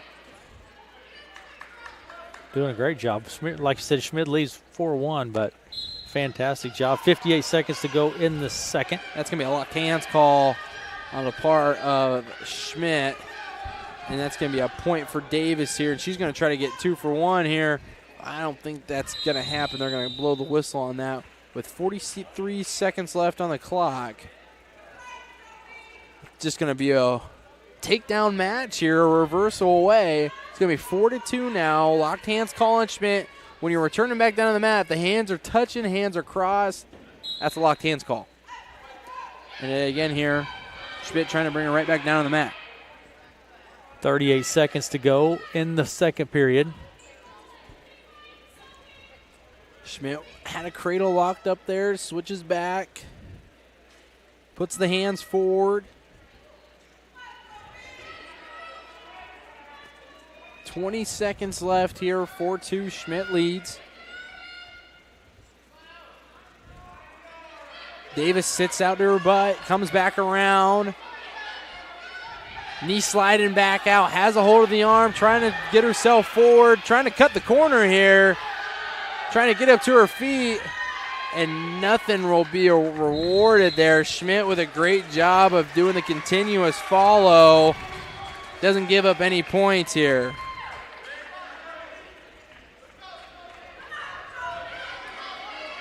And here we go to start off this third period. They're going to both go neutral. Davis chooses neutral and a headlock attempt coming from Schmidt, and there it goes right to Davis's back. And Schmidt's going to get the fall from that. Now put 6 on the board, 57-15. And now we'll move up into 138. This will be our last match of the night. This will be Britton for Red Oak.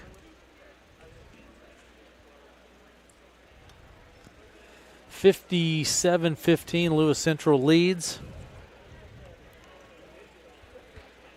And it's at 138. Winslow for Lewis Central.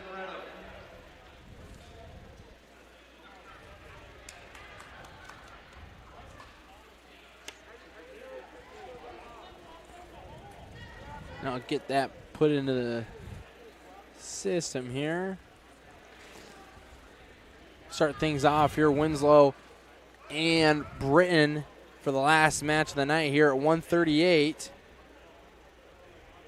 in the first period. And just a head up front right here for Winslow on Britton, trying to cut to the corner here, get himself a head in the hole. But Britton hanging on to that arm tight. Winslow bringing himself back around, got the head in the hole here. Maybe trying to do a throw by right now. And right here gets the 2-point takedown for Winslow. Up 2-0 right now on Britton, looking for the far side cradle. Putting pressure down in. Got it locked up with the leg. And going to bring him right back. And Britton almost ends up on top. He's got the headlock. Did not sit out to his butt yet. And there's going to be no points awarded there. Credit to Winslow right there. Sits himself back down. And there's a nice crossface coming from Winslow. Looking back for that cradle here again. Going to get some swipes for this one. Britton right now. He's got the knee in the side right there. Trying to flatten Britton out. Looking to see if he can get the pin. And I think the pin's going to be coming here. Britton putting up a good fight here with 10 seconds left. And right there he does. They're going to go out of bounds here with 8 seconds left here on the clock. There's going to be 3 back. We're awarded to Winslow.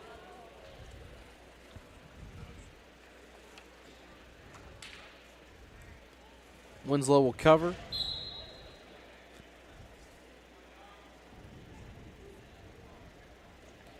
About 3 seconds left on the clock, and that will do it for the first period. Winslow up 5-0 here at the end of the first. And here we go. Britton will choose neutral. And there's a collar tie, a hard collar tie coming from Winslow. And the snap down here coming. Britton hanging onto that arm. Winslow staying onto his knees. Comes back up to his feet. Trying to circle around. Britton just hanging onto that arm here with 1:30 left here in the second period. And there's a roll through. And a cow catcher gets caught right there from Winslow. And there's going to be the fall for Lewis Central. And that'll be 63-15 will be the final in this duel.